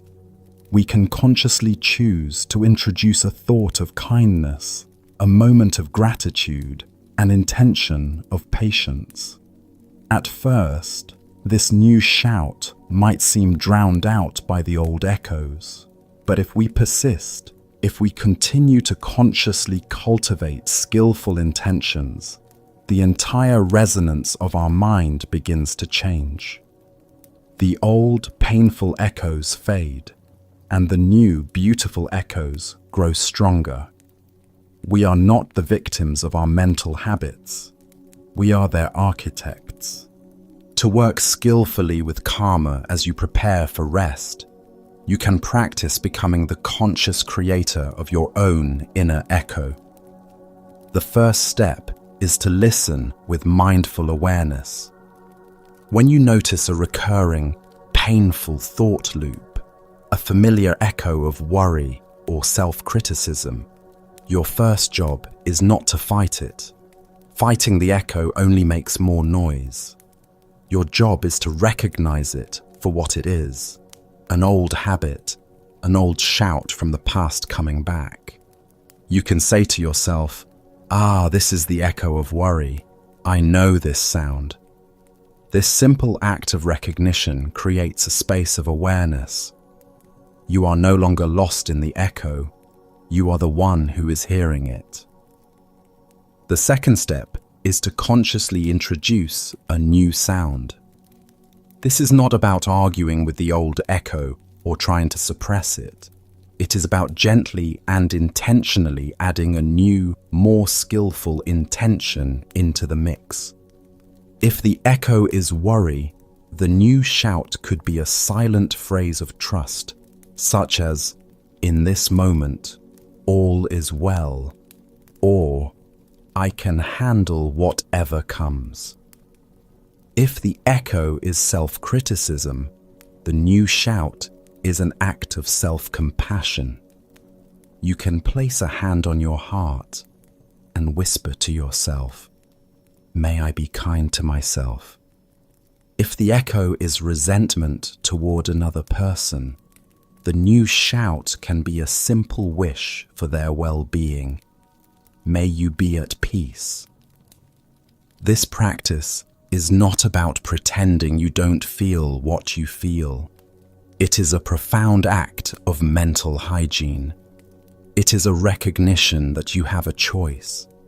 You can continue to shout the same painful words into the valley, or you can choose to introduce words that will create an echo of peace, freedom, and well-being.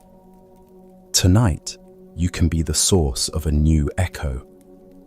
Plant the seeds for a peaceful tomorrow by introducing a gentle, kind, and loving intention into your mind right now.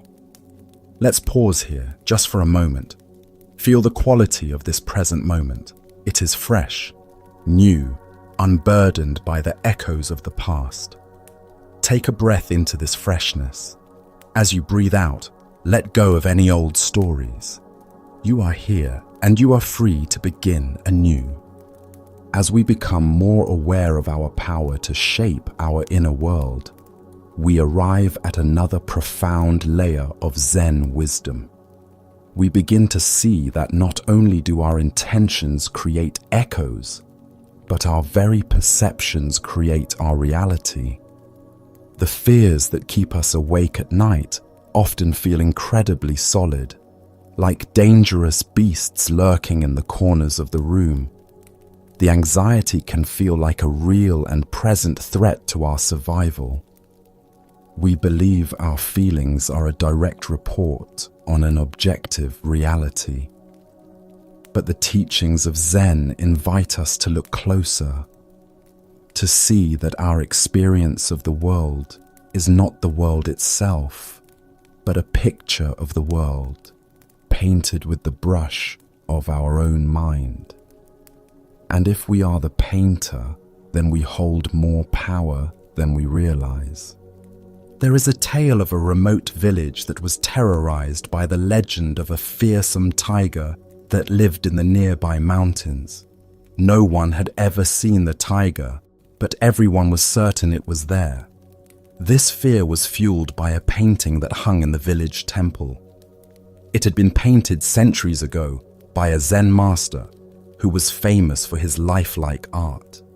The painting depicted a magnificent, powerful tiger emerging from a bamboo forest. Its eyes seemed to be alive, and its muscles looked ready to pounce. It was so realistic that it instilled a deep, primal fear in all who looked at it. A man in the village, named Koji, was particularly afflicted by this fear. He had the painting in his mind day and night. When he tried to sleep, he would hear the rustling of the bamboo in the wind outside his house and be certain it was the tiger. He could almost smell its scent. He was paralyzed with fear, unable to find a moment's peace. Finally, in desperation, he went to the temple to speak with the resident Zen master. "Master," he said, his voice trembling, "I cannot live like this. The tiger in the painting haunts me. I know it is real. I can feel its presence. I am afraid it will leap from the scroll and devour me and my family."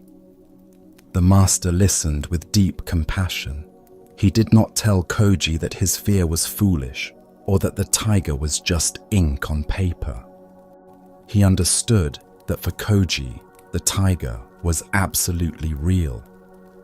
Instead, the master went to a cabinet and took out a very fine paintbrush and a small pot of ink. He handed them to Koji. "You are right to be afraid," the master said calmly. "The tiger is very powerful, but you have forgotten one very important thing. You have forgotten who holds the brush." He gestured to the painting. "The mind that painted the tiger is the same mind that is now terrified of it. The power that created the threat also has the power to create safety. Go home. Tonight, when you feel the tiger's presence and your fear is at its greatest, I want you to take this brush, dip it in the ink, and paint a strong cage around the tiger." Koji was bewildered, but he was desperate enough to try anything. He went home and waited in terror. As night fell, his fear grew. He heard a low growl that seemed to come from the scroll itself. His heart pounded, but then he remembered the master's words. Trembling, he lit a candle, took the brush, and approached the painting. He looked into the fierce eyes of the tiger, and with a surge of courage, he painted the first black bar of the cage. Then another, and another. As he painted the final bar, completing the cage, a profound silence fell over the room. The menacing presence was gone. The tiger was still there, still magnificent, but it was no longer a threat. It was contained. A wave of immense relief washed over Koji. He realized the master's lesson.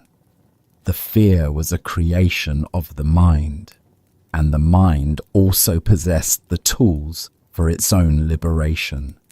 This story illuminates one of the deepest teachings of Buddhism, that our experience of reality is shaped by our mind. This is not to say that the external world doesn't exist. It is to say that our suffering or peace does not arise from the world itself, but from the interpretation, the story, the painting that our mind creates about it. The tiger of our anxiety, our fear of failure, our worry about the future is a painting. It may be a very convincing painting, one that triggers a real physical stress response in our bodies.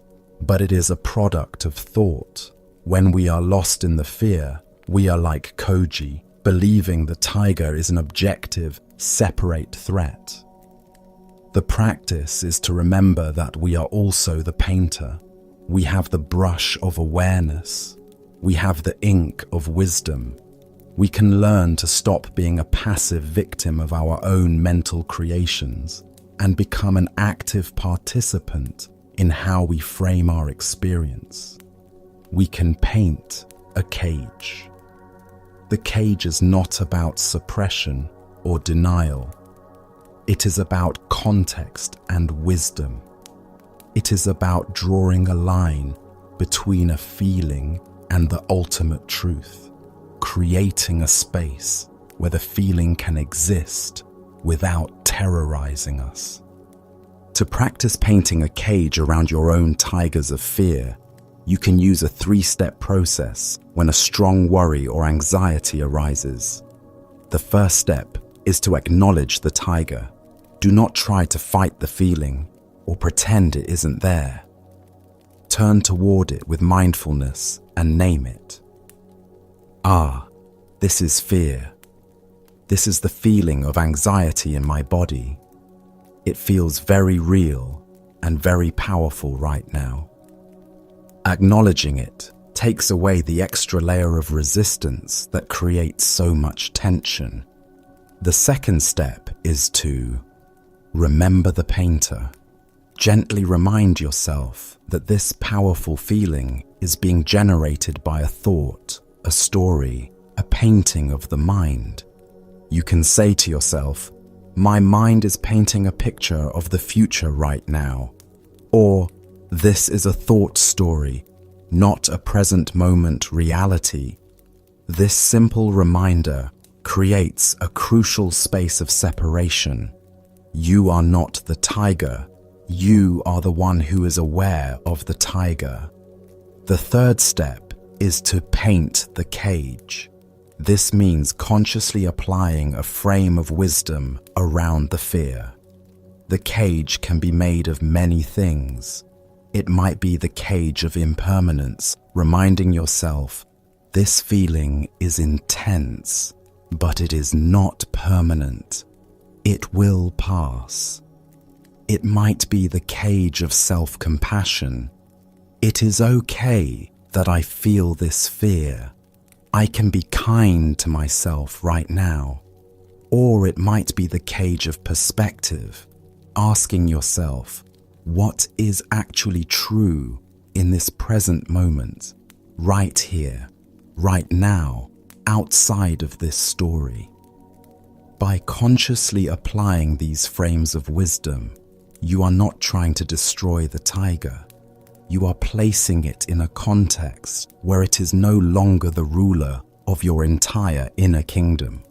You are containing it with your wisdom, which allows you to find a place of safety and peace, even while the tiger is still visible.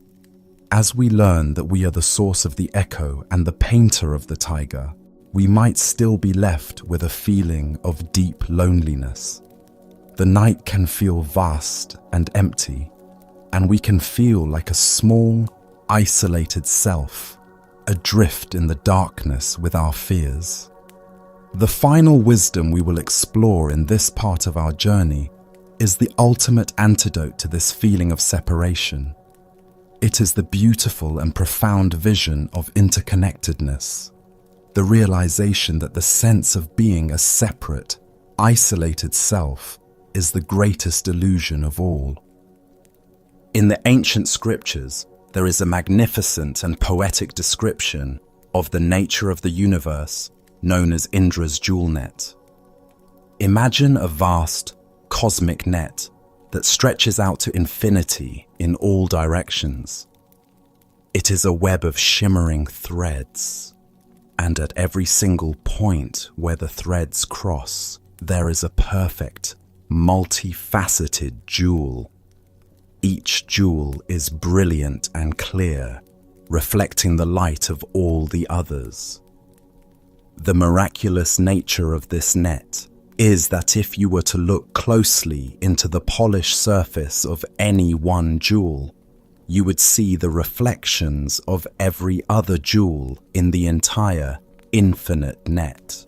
And not only that, but within each of those tiny reflections, you would see the reflections of all the other jewels again, and so on, forever. Each individual jewel contains the totality of the net, and the totality of the net is present within each individual jewel. There is no part that is separate from the whole.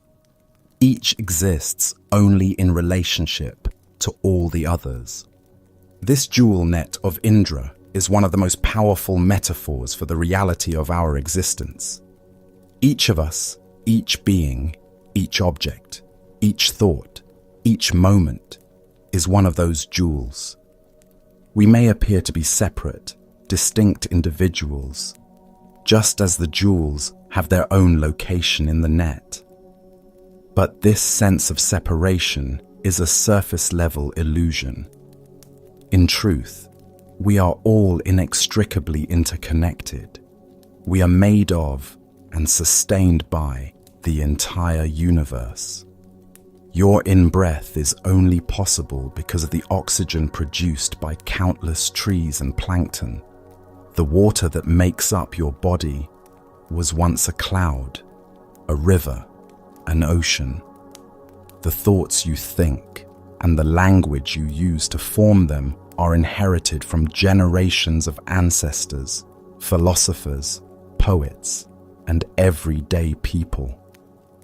The food that nourishes you contains the energy of the sun and the minerals of the earth. When we look deeply, we can find nothing in ourselves that is truly separate from everything else. The feeling of being a lonely, isolated ego is a fiction of the mind, a trick of perception. The reality is that we are held in a vast, intricate web of life. We are never alone. This understanding is the ultimate foundation for compassion. When we realize that the other jewels are reflections of ourselves, and we are reflections of them, it becomes impossible to wish harm upon another without harming ourselves. Their joy is reflected in us, and our peace is reflected in them. This vision dissolves the cold grip of existential loneliness and replaces it with a warm, comforting sense of belonging to a magnificent, shimmering whole. To feel the truth of this interconnectedness in your own being, you can practice a simple meditation of deep looking. As you lie here, bring your awareness to your own body, resting in this bed. First, contemplate your breath. Feel the air entering your nostrils. Know that this air is not your air. It is the shared atmosphere of the entire planet. The very molecules you are breathing in may have been part of a tree in a distant rainforest, or the breath of someone you love. With every breath, you are in a silent, intimate communion with all of life. Now, bring your awareness to the feeling of your body. Contemplate that this body is not a solid, separate thing. It is made entirely of non-body elements. It is the food you have eaten, the water you have drunk, the sunlight, the earth. It is a temporary, miraculous gathering of the elements of the universe. Your parents and all your ancestors are present in the genetic code that shapes you. See your body not as an isolated fortress, but as a meeting point for the entire cosmos. Now, let your mind gently rest on the image of someone you care for. Feel your connection to them. See that the love you feel is a thread that connects your jewel to theirs, a thread that is real even across distance. Then expand this vision. Imagine all the other people sleeping in your town, in your country, all around the world. Each one a jewel, breathing the same air, made of the same earth, dreaming their own dreams. Visualize yourself as one shining jewel in this vast, infinite, beautiful net of being. You are held. You are supported by all the other threads. Your light is a reflection of all the other lights, and their light is a reflection of yours. Rest in this feeling of belonging. You are not a lonely fragment. You are a vital, beautiful, and inseparable part of the whole miraculous web of existence. Having found our way back to the simple, undeniable reality of the present moment, we can take a final, liberating step.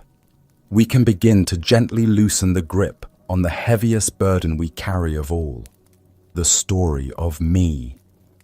All night long, our minds can be preoccupied with this character we call me.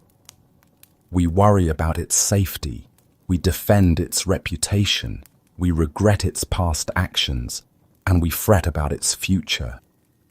This ongoing project of constructing, polishing, and protecting our sense of self is a full-time job, and it is utterly exhausting. The wisdom of Zen offers us the ultimate rest, the permission to resign from this job, at least for the night, by seeing that the self we work so hard to maintain is not as solid or as real as it appears. There is a story of a great actor who was famous throughout the land for his masterful portrayal of a king. He had played the role in a famous play for so many years, receiving so much applause and adoration for it, that a strange thing began to happen. He slowly forgot that he was an actor playing a role. He began to believe that he actually was the king. He started wearing his heavy velvet robes and golden crown even when he was not on stage. He spoke to his family and friends in a regal, commanding tone. He was constantly worried about the state of his kingdom, which was, in reality, just a painted stage set. His life became a misery. The weight of the crown gave him headaches. The heavy robes were hot and cumbersome. The constant need to be dignified and royal was a terrible strain. He was no longer a free man. He was a prisoner of his own identity. One afternoon, while walking through a village in his full costume, he saw a young child staring at him with wide, curious eyes. The child, having no concept of a theatre or a king, ran up to him, tugged on his velvet sleeve, and asked a simple, honest question. "Mister, why are you wearing such funny clothes? And why do you look so sad?" In that moment, the child's innocent question pierced through the actor's delusion like a ray of light. He looked down at his ridiculous, heavy costume. He felt the weight of the fake crown on his head, and he started to laugh. It was a laugh of profound relief. He was not the king. He was just an actor. He had a name, a home, a family. The kingdom's problems were not his to solve. The need to be royal was not his to uphold. The realization did not diminish him. It liberated him. That evening, for the first time in years, he went home, carefully took off the crown and robes, and enjoyed a simple meal with his family, feeling a lightness and a freedom he had forgotten was possible. This story is a powerful parable for the Buddhist teaching of anatta, or not self. Like the actor, we have all become deeply identified with the roles we play in our lives. The role of the parent, the professional, the child, the friend.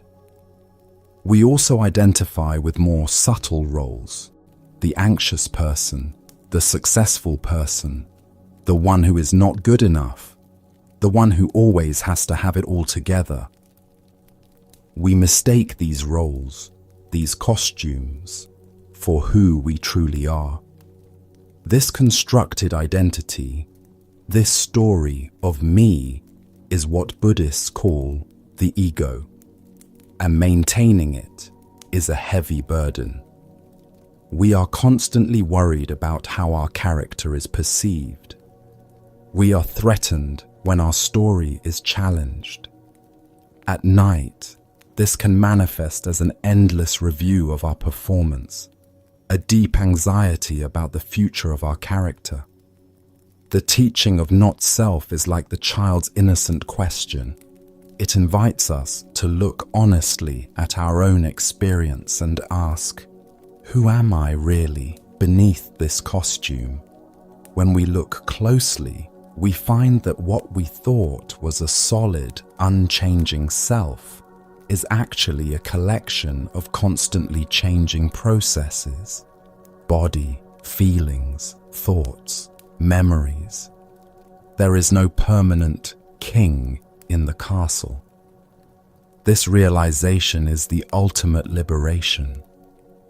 If you are not your story, then you are not permanently defined by your past mistakes. If you are not your anxiety, then you are not condemned to a lifetime of worry. These are just costumes, roles you have been playing, and just for tonight, you can take them off. You can let go of the exhausting project of being you and simply rest as the quiet, open awareness that is here when all the roles are set aside.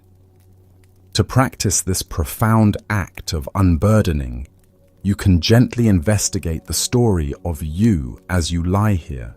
Begin by noticing some of the identities you hold. You might say to yourself, "Tonight I am wearing the costume of a person who is worried about work." Or, "I am wearing the costume of a person who is feeling unwell." See these not as ultimate truths, but as temporary roles. Acknowledge them with a gentle kindness. Then, in your mind's eye, you can perform a simple, liberating ritual. Imagine yourself gently and lovingly taking off that costume. You can visualize unbuttoning the heavy coat of the warrior and letting it fall to the floor. You can imagine lifting off the tight helmet of the planner and setting it aside. You can let go of the need to be a certain way, to have certain problems, or to live up to a certain image just for tonight. As you set each costume aside, ask yourself, what is left? What remains when you are not playing a role? There is no need for a complicated answer. Simply rest in the feeling that remains. It may be a sense of simple presence, a feeling of quiet, a sense of spaciousness. That quiet, aware presence is closer to your true nature than any story you could ever tell about yourself. Just for this period of rest, you do not need to be anyone. You do not need to solve, manage, or defend the story of your life. You can let it all go. You are the actor, not the king. The play can wait until morning. For now, in the quiet darkness, you are free to simply be. As we let go of the burden of the self, we arrive at the final doorway to deep and lasting peace. It is the practice that underpins all the others. It is the final, graceful act of letting go. It is the wisdom of surrender. In a world that prizes control, effort, and determination, the idea of surrender can sound like weakness or defeat.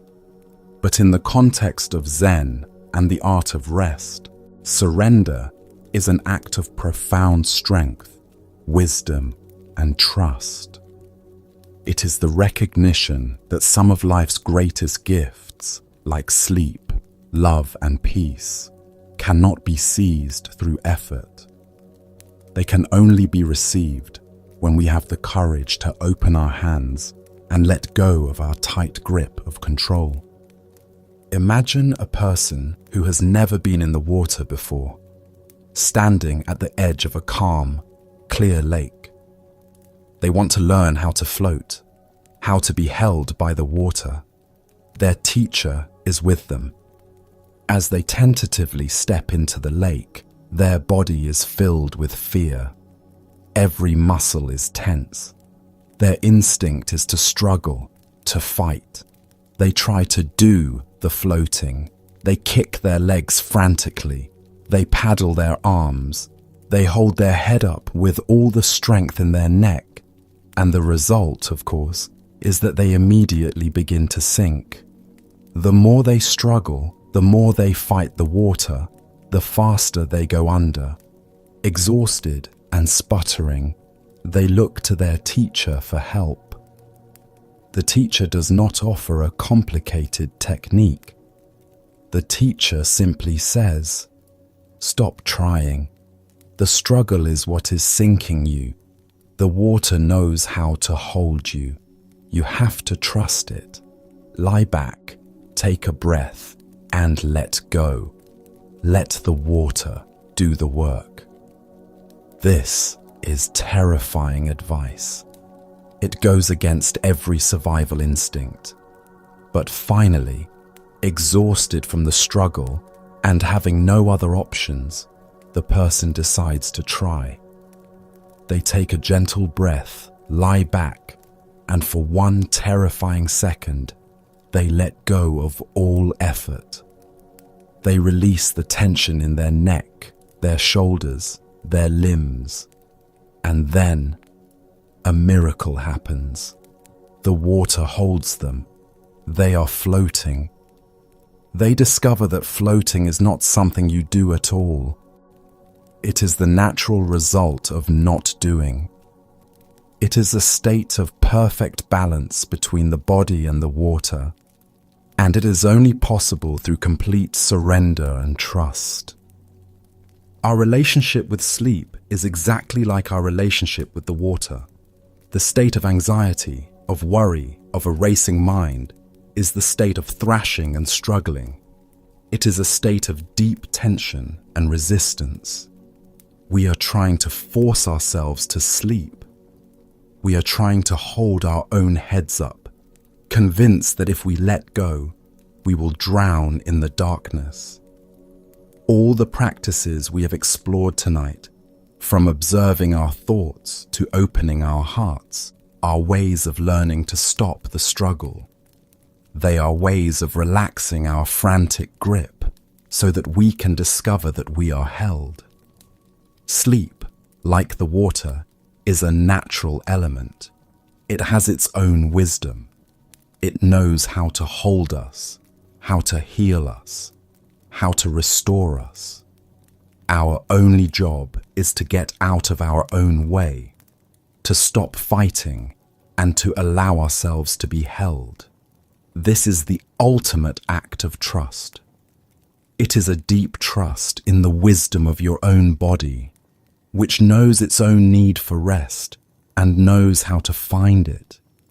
It is a trust in the rhythm of life, the natural cycle of day and night, of activity and rest. It is a letting go of the arrogant belief of the ego that it must be in control of everything, even the process of its own dissolution into sleep. Surrender is not giving up. It is giving over. It is giving ourselves over to a power and a wisdom that is greater than our own anxious, thinking mind. To practice this final act of surrender, let us bring our journey to its natural conclusion. There are no more complex instructions. There are no more techniques to master. The time for doing is over. The time for being has arrived. As you lie here, feel the full weight of your body. Feel how it is already held, already supported by the surface beneath you. The bed is like the water. It is holding you completely. You do not need to hold yourself. Begin by consciously giving permission for your body to let go. With your next exhalation, release the weight of your head and neck into the pillow. Let them be heavy. With your next exhalation, release the weight of your shoulders and your arms. let them be completely limp. Breathe out and release the weight of your torso, your back, your hips. Feel yourself sinking, settling, releasing. And with a final, long exhalation, let go of the weight of your legs, your feet, your whole body heavy, soft, and completely at rest. Now, let go of control of your breath. You do not need to manage it. Your body knows how to breathe. Simply allow the breath to breathe itself. And finally, let go of your mind. Let go of being the observer. Let go of labeling your thoughts. Let go of all techniques, all effort. Let go of the need to get it right. Trust that you have done enough. You have planted the seeds. Now, you must let the garden grow on its own. Simply lie back in the vast, quiet darkness and trust. Trust in the night. Trust in the silence. Trust in your own capacity for deep, healing rest. You are the swimmer, and you have finally stopped struggling. Now, just allow the great, gentle lake of the night to hold you, to rock you, and to carry you effortlessly into the peaceful depths of sleep. Our journey through these gentle teachings now comes to a quiet close. We have walked together from the restless shores of the thinking mind to the still, deep waters of the heart. We have seen that our struggle is not with the world, but with our own resistance to its ever-changing flow. We have discovered that beneath the passing clouds of our thoughts and worries, the vast open sky of our own awareness is always peaceful and untouched. We have learned to be a wise gardener for our minds, to find beauty in our own imperfections, and to unburden ourselves from the heavy costume of a fixed identity. And we have arrived here, at the gateless gate of the present moment, realizing that the peace we seek is not in a distant land, but in the simple, profound act of surrender. Remember that this path is not about adding something new to yourself, but about letting go of what obscures the peace that is already here. You are not building a fortress of calm. You are simply clearing away the debris of old habits and mistaken beliefs so that your own natural, quiet wellspring can flow freely. Think of yourself as a weary traveler who's been on a long and difficult journey, carrying a heavy pack upon your back. You have finally arrived home. This bed, this room, this present moment, this is your home. The journey is over for today. You can now gently set down your heavy pack, the pack filled with all your worries, your plans, your regrets, and your responsibilities. You can set it by the door. It will be there in the morning if you need it. But for tonight, you are free of its weight. There is no final test to pass, no examination of how well you have listened or how much you have understood. The only thing left to do is to rest in the sanctuary you have arrived at. So let this be a moment of profound trust. Trust in the seeds you have planted in the garden of your mind tonight. Trust that even a single moment of mindfulness, a single thought of kindness, a single breath of surrender has already begun its gentle work. And most of all, trust in the deep, innate wisdom of your own body. Your body knows how to heal. It knows how to rest. It knows how to sleep. All it asks is for a mind that is willing to be quiet enough, to feel safe enough, to let go. All the practices we have shared have been for this one purpose: to create a state of inner safety, a gentle truce in the civil war of the mind, so that your body can finally feel permission to enter the deep, restorative peace it so deeply needs and deserves. The work is complete. All that is left is to receive the gift of rest. Now, let us conclude our journey with some timeless Zen stories. This is the tale of the salt and the lake. In a quiet monastery nestled among rolling hills, there lived an aging master, renowned for his patience and wisdom. Among his students was a young apprentice whose heart had become heavy with complaints about life's difficulties. Each morning, the apprentice would arrive with fresh grievances. "Master, why is life so hard? Yesterday, my meditation was disturbed by noise. Today, my back aches from the hard floor. When will this suffering end?"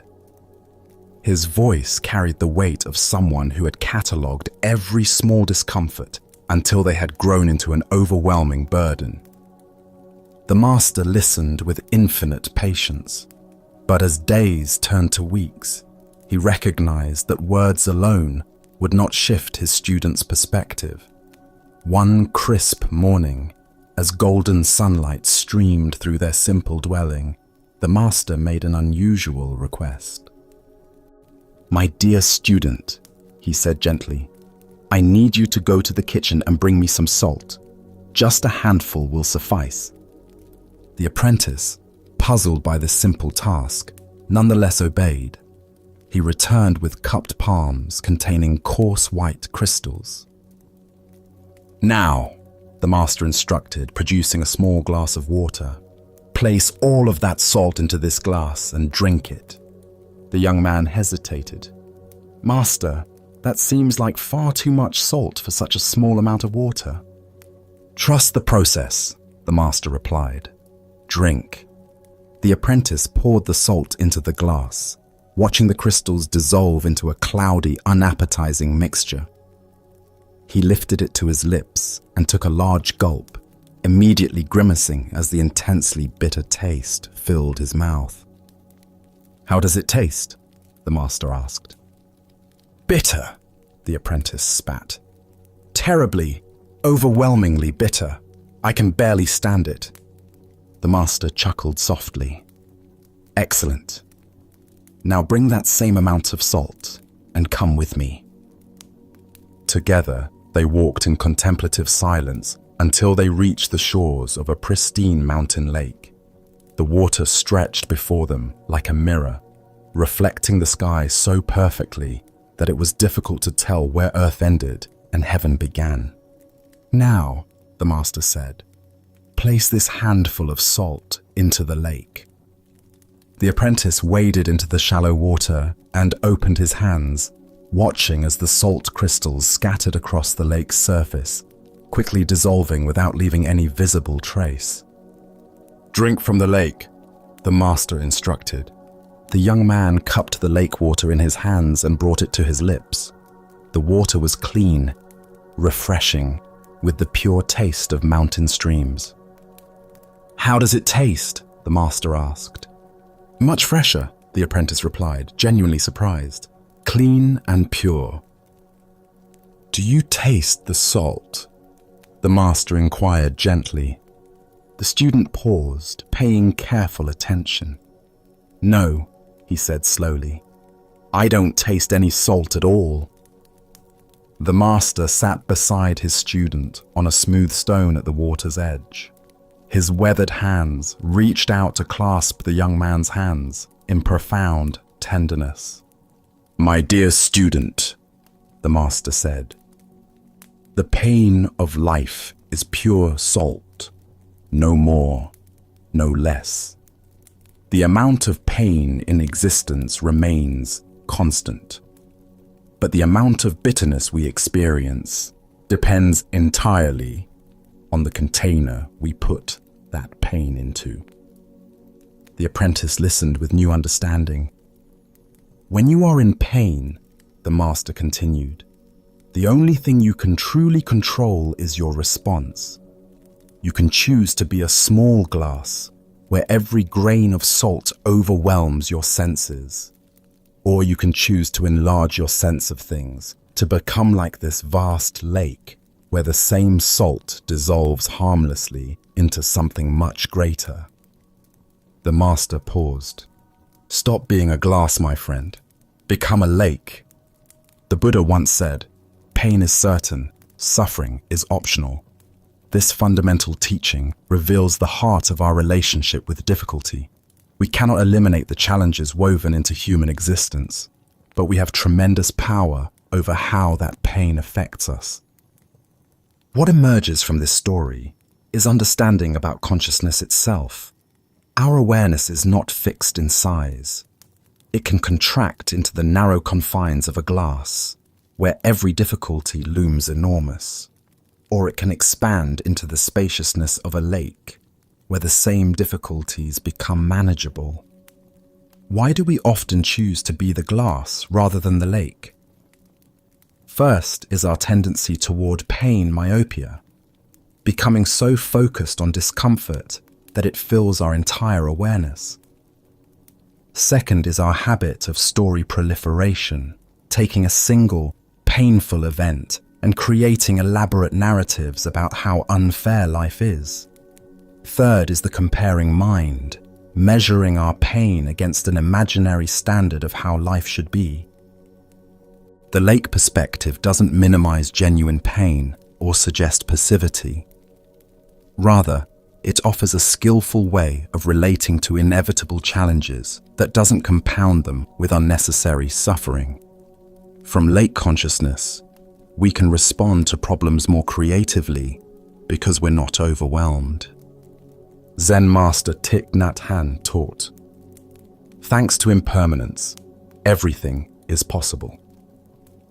From the lake perspective, we remember that everything arises and passes away within the vast space of awareness. Today's crisis becomes tomorrow's memory. We become a lake through practices that naturally expand awareness. Meditation teaches us to rest in spacious presence. Gratitude helps us notice experiences beyond immediate difficulties.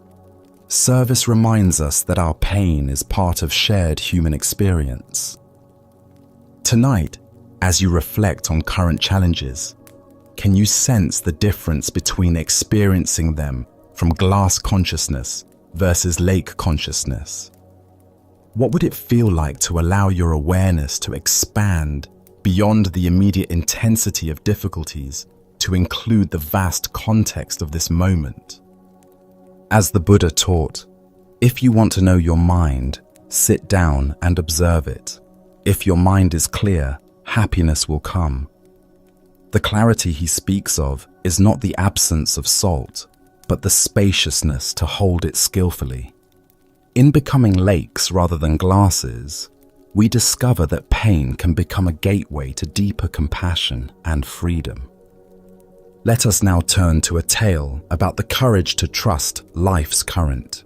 This is the story of the Crystal River. In the depths of a great crystal river, where water flowed clear as mountain air, there lived an entire village of small creatures. The river's current moved above them like a gentle breath, carrying the wisdom of countless springs and distant seas. Young and old, rich and poor, all made their home along the sandy bottom, each creature grasping tightly to stones, branches, and roots. For generations, clinging had been their way of survival. Every creature learned from birth to wrap their appendages around river rocks and fallen wood. "Hold on," the elders would say. "The current is dangerous. It will sweep you away to places unknown. Safety lies in staying exactly where you are." But one small creature grew weary of this endless grasping. Day after day, he watched the current flow overhead, seeing how it moved with such purpose and grace. While his neighbors complained about the effort required to maintain their grip, he found himself wondering what it might feel like to trust that flowing water. "I am tired of clinging," he announced one morning. "Though I cannot see where it leads, I trust that the current knows its destination. I shall let go and allow it to carry me where it will, for I fear that if I continue clinging, I shall die of boredom before I ever truly live." The other creatures gasped in horror. "Fool!" they cried. "Let go, and that current will tumble you mercilessly across the rocks below. You will be battered and broken, dying far more quickly than any boredom could kill you." But the small creature had made his decision. Taking one last look at his neighbors, he released his grip on the familiar stone. Immediately, the current seized him, and just as the others had predicted, he was tumbled and tossed across the rocky bottom. His small body struck stone after stone, each impact bringing pain he had never experienced while safely clinging. Yet something remarkable began to happen.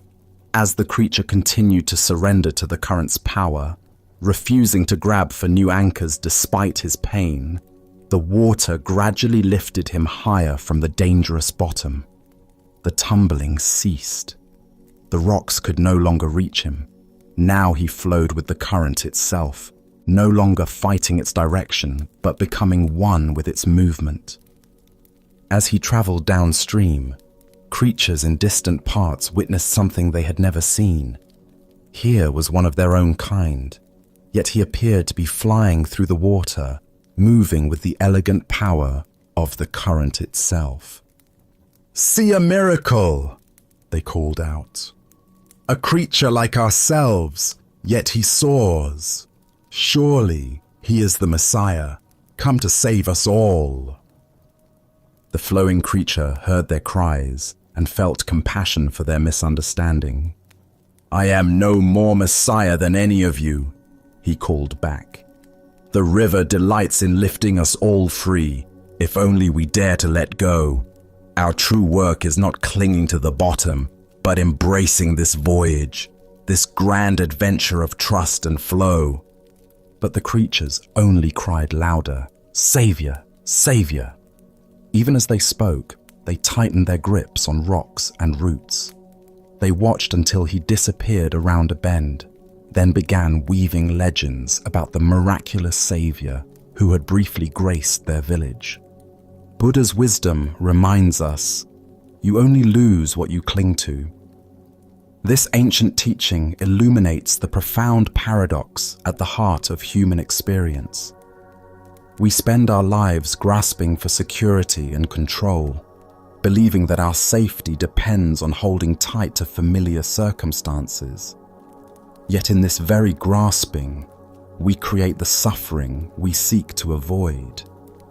Why do we cling so desperately when the current offers to carry us toward unknown adventures?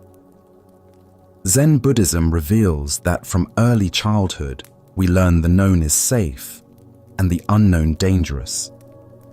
This conditioning becomes a spiritual obstacle when it prevents growth beyond familiar limitations.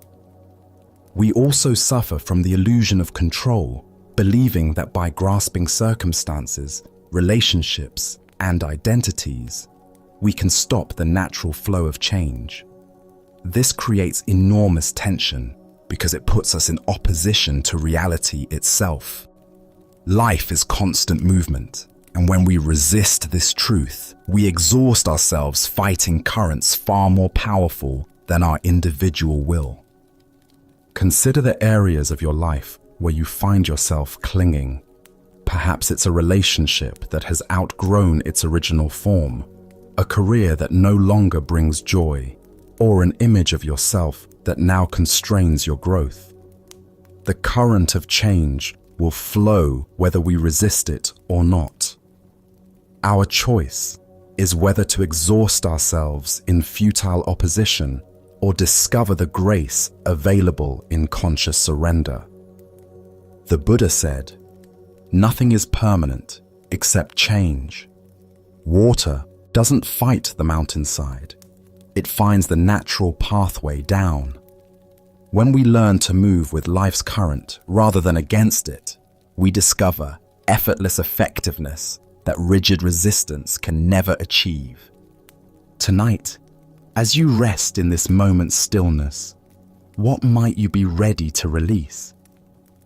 Perhaps it's a worry about tomorrow's challenges, a resentment from yesterday's disappointments, or a way of defining yourself that has grown too small. Can you feel into the current of this moment's aliveness and trust its direction?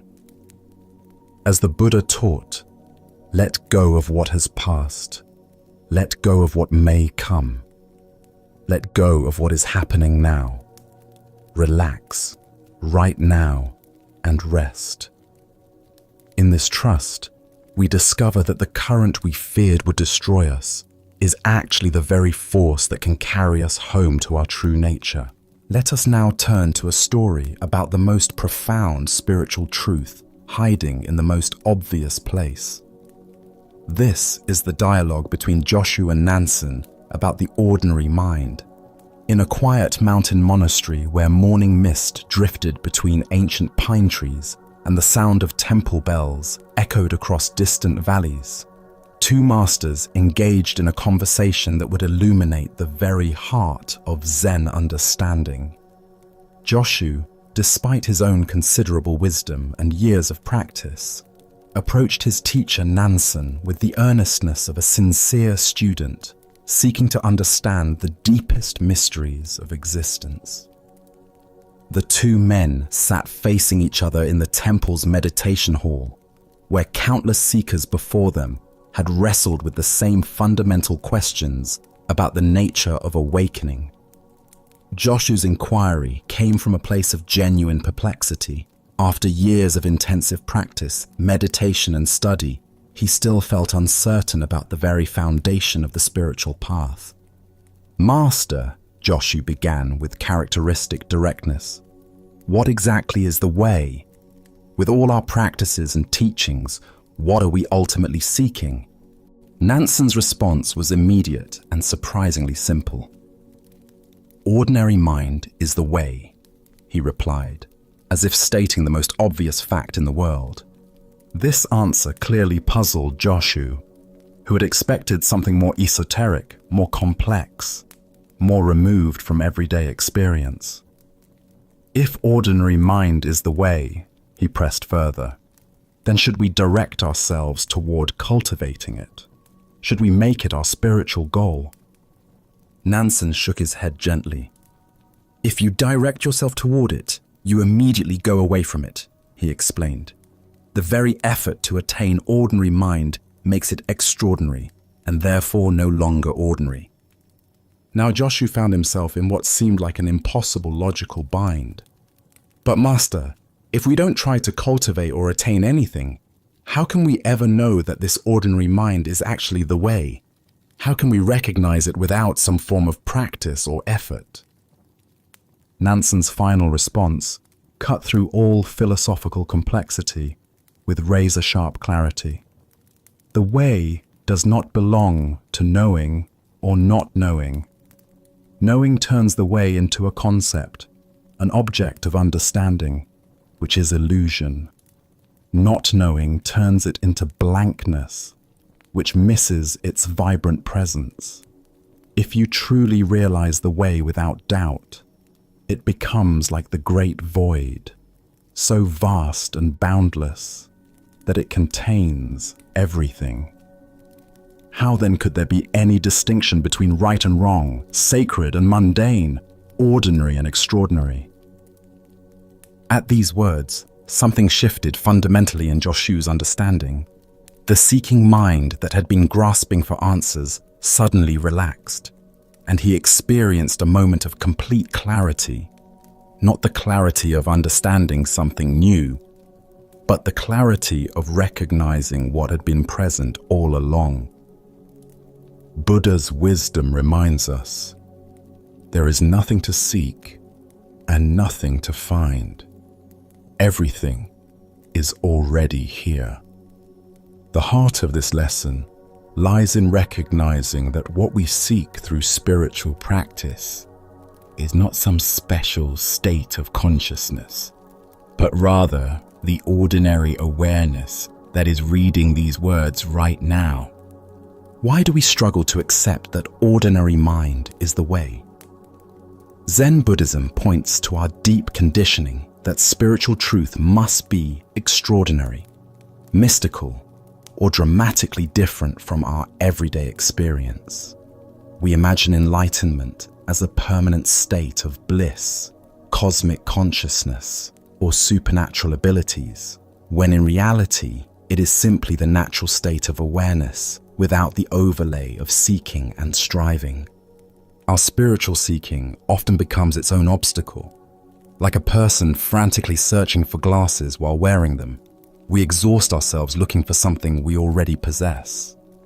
The very effort to attain a special spiritual state creates the sense of separation between seeker and sought, between the ordinary self and some idealized, awakened self. Consider how your own mind works in this very moment. Thoughts arise and pass away. Sensations appear in your body. Sounds reach your ears. Emotions flow through your awareness. This natural functioning of consciousness, without any special effort or concentration, is what Nansen calls ordinary mind. It is already enlightened, not because it achieves some particular state, but because it is the very space in which all states appear and dissolve. Zen master Huang Po taught, "Your everyday mind, that is the way, just like now, without seeking anything, without grasping after the fruits of Zen, just this mind that thinks and feels and perceives. This is Buddha." This ordinariness is precisely what makes it so difficult to recognize. We keep looking past it for something more impressive. The great void that Nansen mentions is not empty space, but rather the spacious awareness in which all experiences arise. Like the sky that remains unchanged whether filled with clouds or clear, this awareness remains constant through all the changing contents of experience. Joy and sorrow, clarity and confusion, peace and agitation, all appear and disappear within this unchanging background of ordinary awareness. This understanding revolutionizes our approach to spiritual practice. Instead of trying to achieve some special state, we learn to recognize the awareness that is already present. Instead of seeking to transcend ordinary experience, we discover the extraordinary nature of ordinariness itself. The sound of rain becomes as sacred as temple bells. Washing dishes becomes as profound as formal meditation.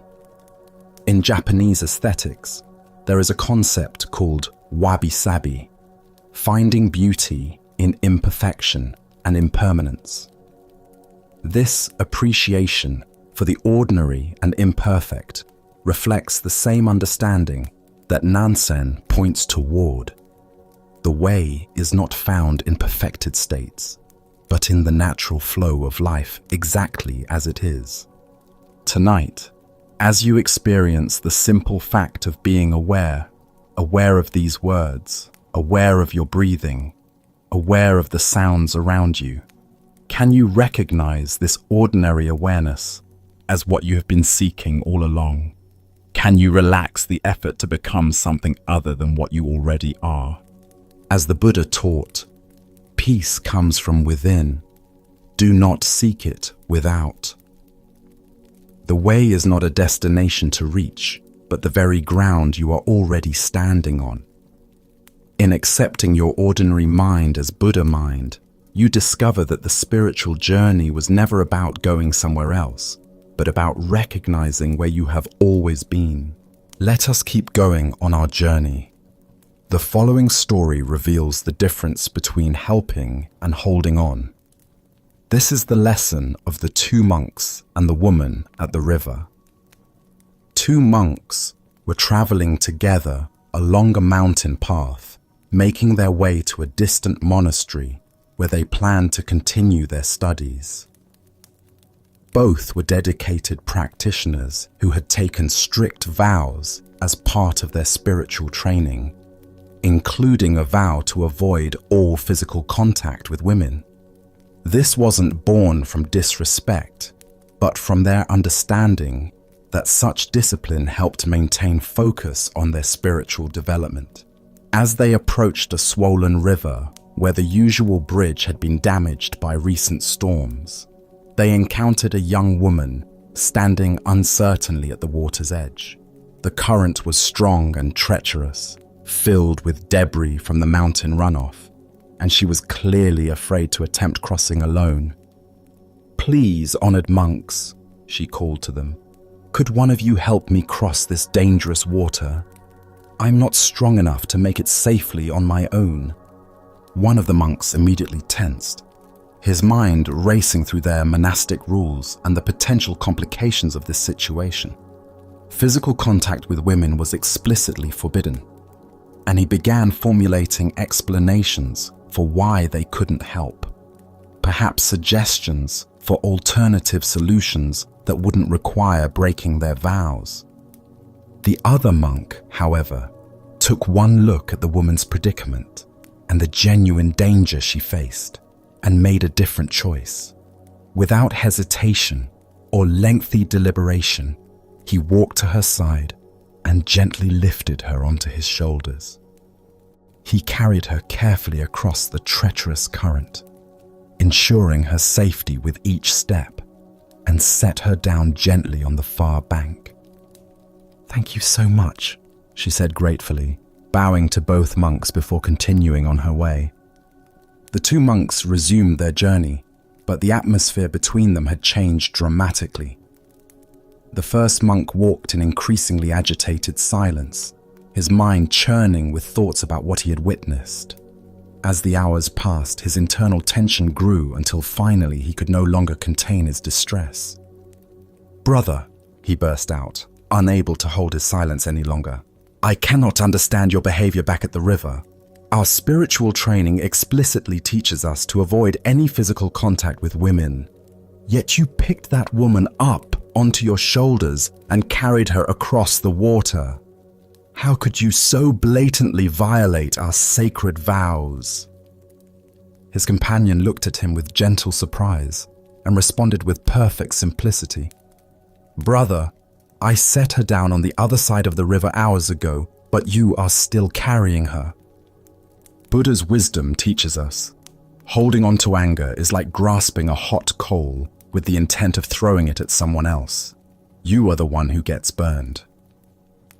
This tale unveils the profound difference between compassionate action and mental attachment, between responding to present needs and carrying past events. Why do we often carry situations long after they've ended, replaying scenarios and nursing grievances that only exist in our own minds? Zen Buddhism reveals that much of our suffering comes not from what happens to us, but from our inability to release experiences once they've passed. The first monk's agitation demonstrates how rigid adherence to rules can sometimes conflict with the compassionate spirit that inspired those rules originally. His fellow monk saw a person in danger and responded with immediate kindness, then completely released the incident. But the first monk carried the event for hours, letting it grow heavier with each step. Consider your own tendency to replay past conversations, nurse old grievances, or mentally rehearse scenarios that have already ended. How much of your mental energy goes toward carrying situations that exist now only in memory? The woman crossed the river in minutes, but the monk carried her for hours through his own thoughts. This teaching applies to far more than dramatic violations of rules. We carry harsh words someone spoke years ago, mistakes we made decades past, embarrassing moments that no one else even remembers. Meanwhile, the present moment, rich with possibility and actual experience, goes unnoticed because we're too busy carrying ghosts from the past. In Zen practice, we learn to distinguish between appropriate action and unnecessary attachment. The second monk helped when help was needed, then moved on completely. He didn't dwell on whether he'd made the right choice, worry about others' opinions, or replay the incident endlessly in his mind. Zen master Thich Nhat Hanh taught, thanks to impermanence, everything is possible. The river crossing was impermanent. It began, served its purpose, and ended. Only the first monk's attachment to the event gave it ongoing existence in the form of mental suffering. The Buddha said, "Let go of what has passed. Let go of what may come. Let go of what is happening now. Don't try to figure anything out. Don't try to make anything happen. Relax, right now, and rest." This teaching points directly to the freedom available when we stop carrying experiences beyond their natural lifespan. Look deeply at what you might be carrying unnecessarily.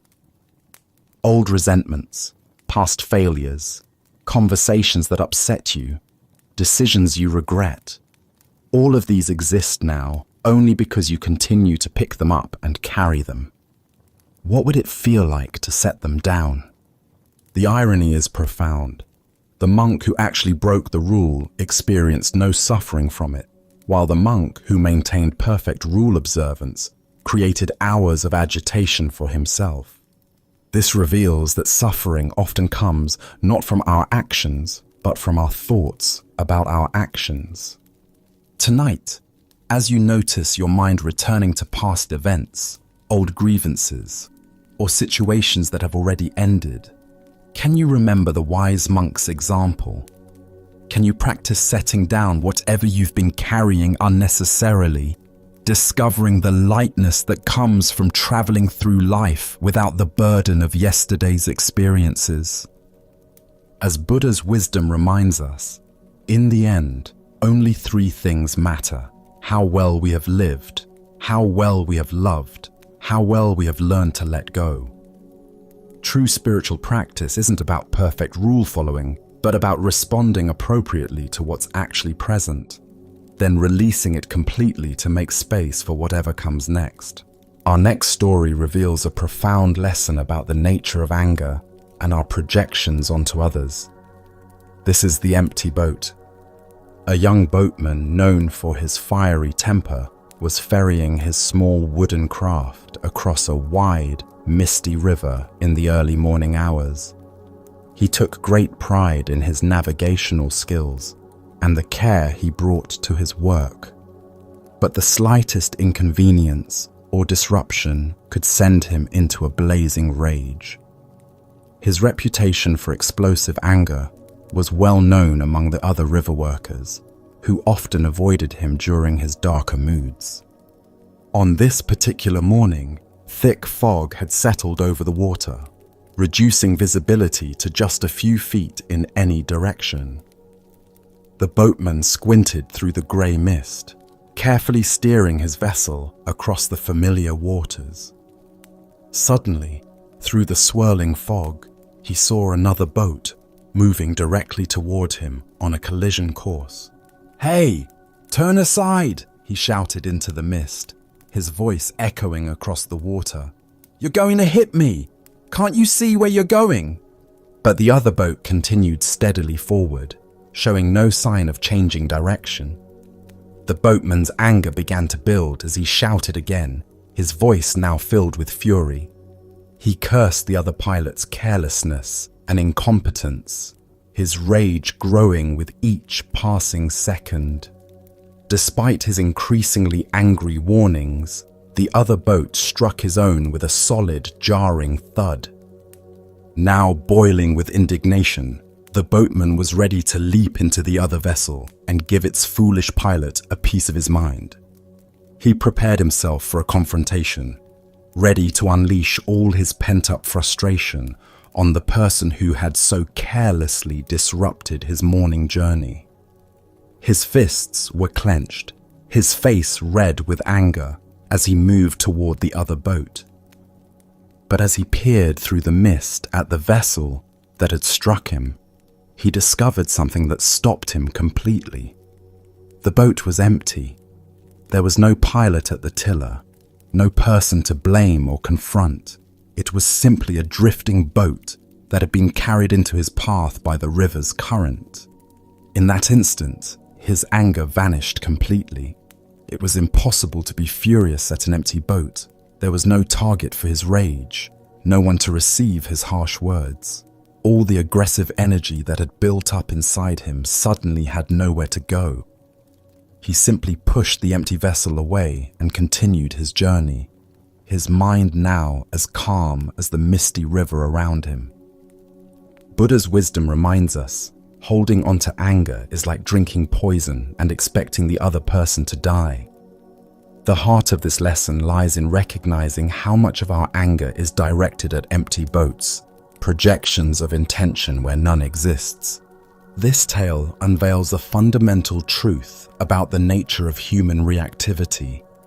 Most of our emotional suffering comes not from what others actually do to us, but from the stories we create about their motivations, intentions, and character.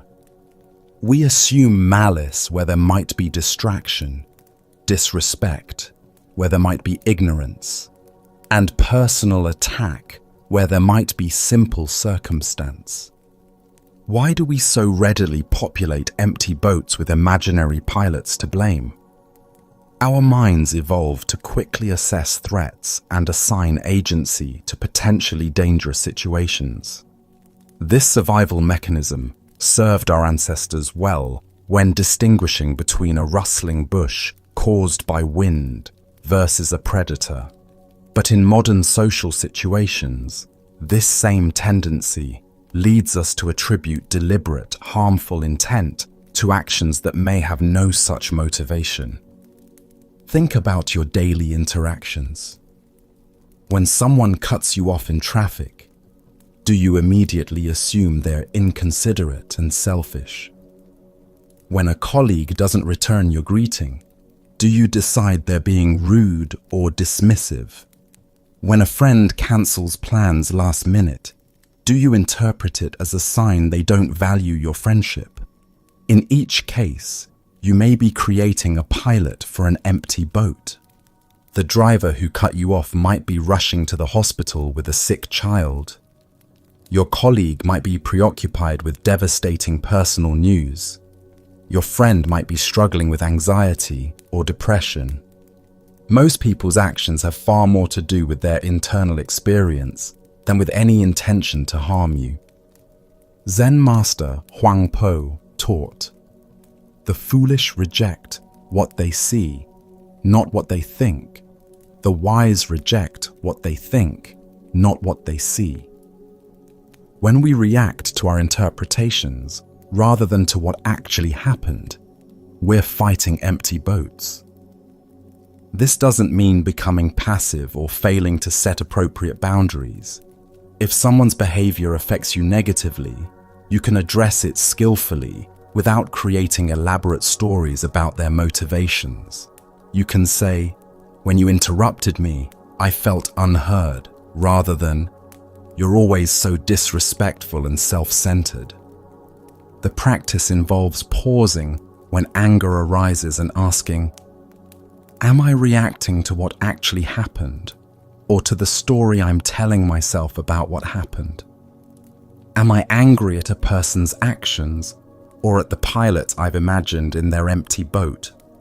In Zen meditation, we learn to observe our thoughts and emotions as passing phenomena rather than absolute truths. When anger arises, instead of immediately believing and acting on it, we can notice, anger is here. What story is my mind creating? What am I assuming about this person's intentions? The Buddha said, You will not be punished for your anger. You will be punished by your anger. Each time we populate an empty boat with a malicious pilot, we create suffering for ourselves. Each time we remember that most boats are simply drifting with the current, we free ourselves from unnecessary reactivity. Tonight, as you reflect on recent moments of frustration or anger, can you identify which boats were truly piloted and which were empty? Can you feel the difference in your body between reacting to harmful intent versus responding to simple circumstance? As the Buddha taught, peace comes from within. Do not seek it without. When we stop fighting empty boats, we discover that peace was available all along. Now, let us rest here together in this final stillness. Find your most comfortable position and gently allow your eyes to close if they are not already. Take one last, slow, deep breath in, and as you breathe out, release a soft sigh, letting go of any remaining effort. Let your body be heavy, supported, and completely at ease. Bring your awareness, just for a moment, to the vast, quiet space of your mind. See it as a clear night sky. Thoughts may still drift by like faint clouds, but you are the sky, not the clouds. Rest as this spacious, open awareness. Now, feel into the center of your chest. Imagine a small, soft, warm ember glowing there. This is the warmth of your own kindness, your own good heart. Feel this warmth gently spreading through your body, a feeling of safety, of peace, of being at home with yourself. Finally, feel the weight of your entire body surrendering to gravity, held completely by the surface beneath you.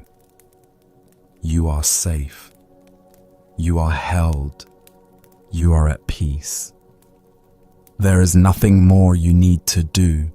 There is nowhere else you need to be. Just this. Just here. This quiet darkness, this gentle breath, this profound stillness. May you carry this peace with you as you drift into sleep. May your rest be deep, healing, and dreamless. May you awaken in the morning feeling restored, and may you remember, even for a fleeting moment, the vast and quiet space that is your true home. May you walk through your days with a lighter step and a softer heart, knowing you are always held by a grace far greater than your worries. And may the peace you have cultivated within yourself be a gift to all those you meet. Thank you for walking this path with me. Rest well.